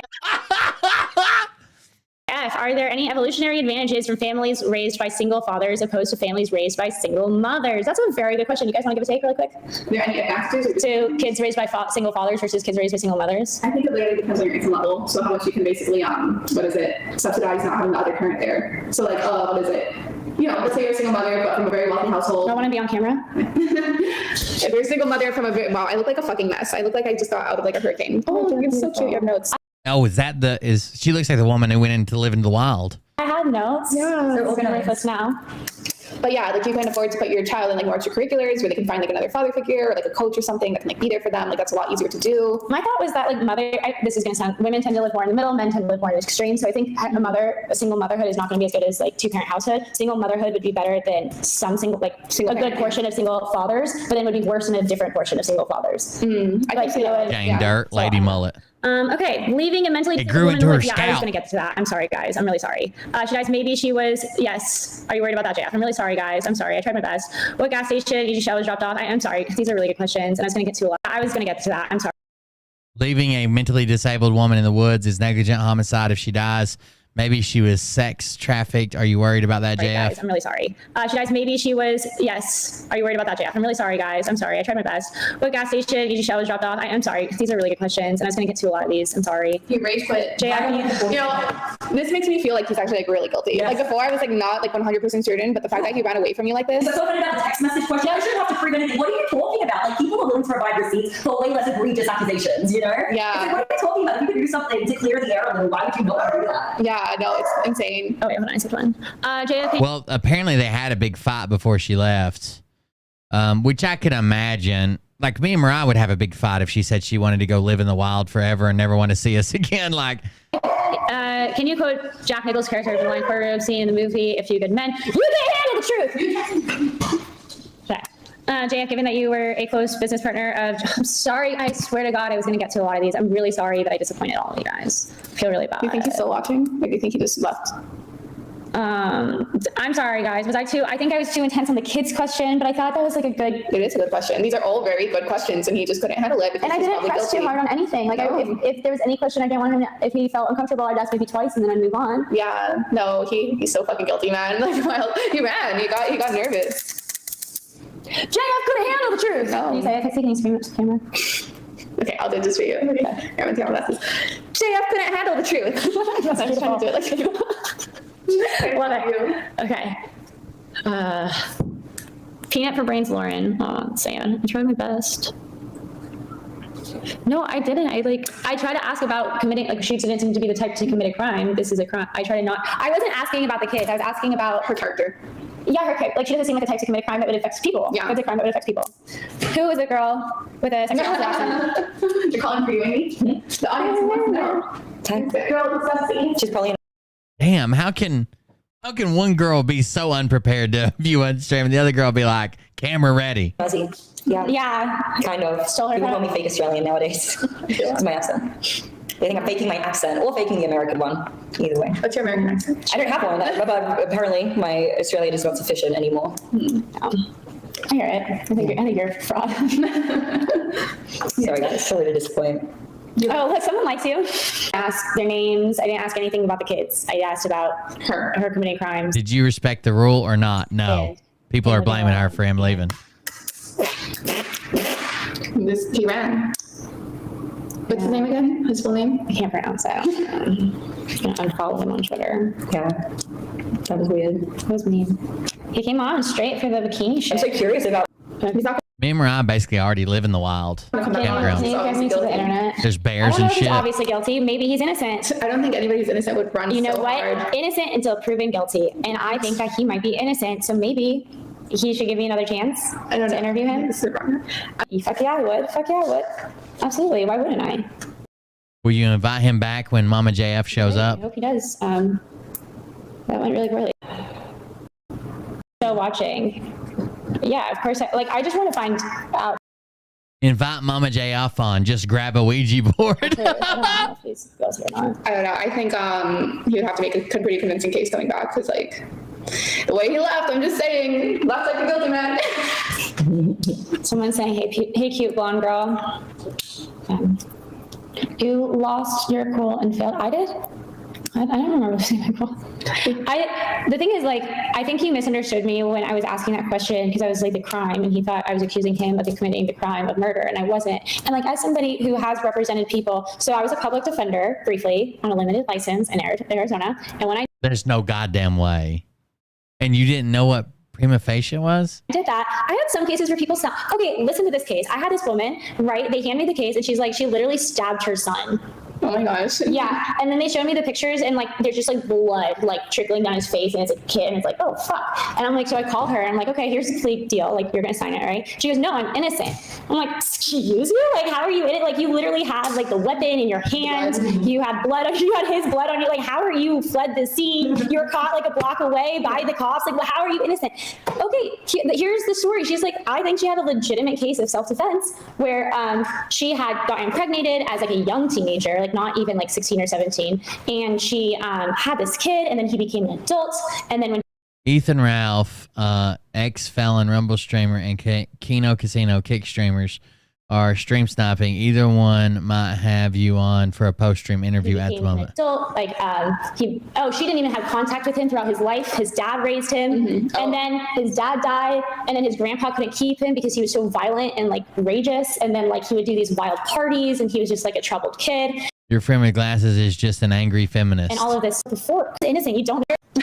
Ethan Ralph, ex-felon Rumble streamer, and Keno Casino. She's a public defender, and she just said ex-felon. Streamers are stream sniping. Ex-felon, a Rumble streamer. Time to flash. Go ahead. I'm kidding. That ruined my stream, unfortunately. But fuck you for sniping. Your friend with glasses is just an angry feminist. No sniping. There's no way. That was it. So there you go. The murderer's been checking in. The murderer's been checking in, doing an interview. I don't know if he actually murdered her, but damn, it don't look good, does it? Does anybody think it's like, oh, well, he's completely 100%? I don't know. It's fucking crazy. Either way, thank you guys for joining us. Thank you for the support. I don't know. Did we do any donations tonight? Either way, thank you guys for hanging out with me. I appreciate it. We'll be back again tomorrow on Kick. Thanks for being here. I'll talk to you guys later. Don't do anything Jess would do because it seems mentally retarded. Have a good night, everybody, and see you guys later. Love you. See you. Bye. But I can tell you this about if this douchebag happens to see this particular show, you don't have the forking balls to call out the people on this planet by name and tell them exactly who they are and tell them the rest of the world who they are. You don't have the forking balls. You don't have the balls. Okay, Scott. Here we go, I think I started some shit. Listen off, it's about to get lit. Get the place in the best, you know that stage is set.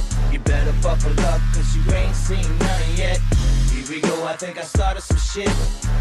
Piss them off, it's about to get lit. Get the place in the best, you know that stage is set.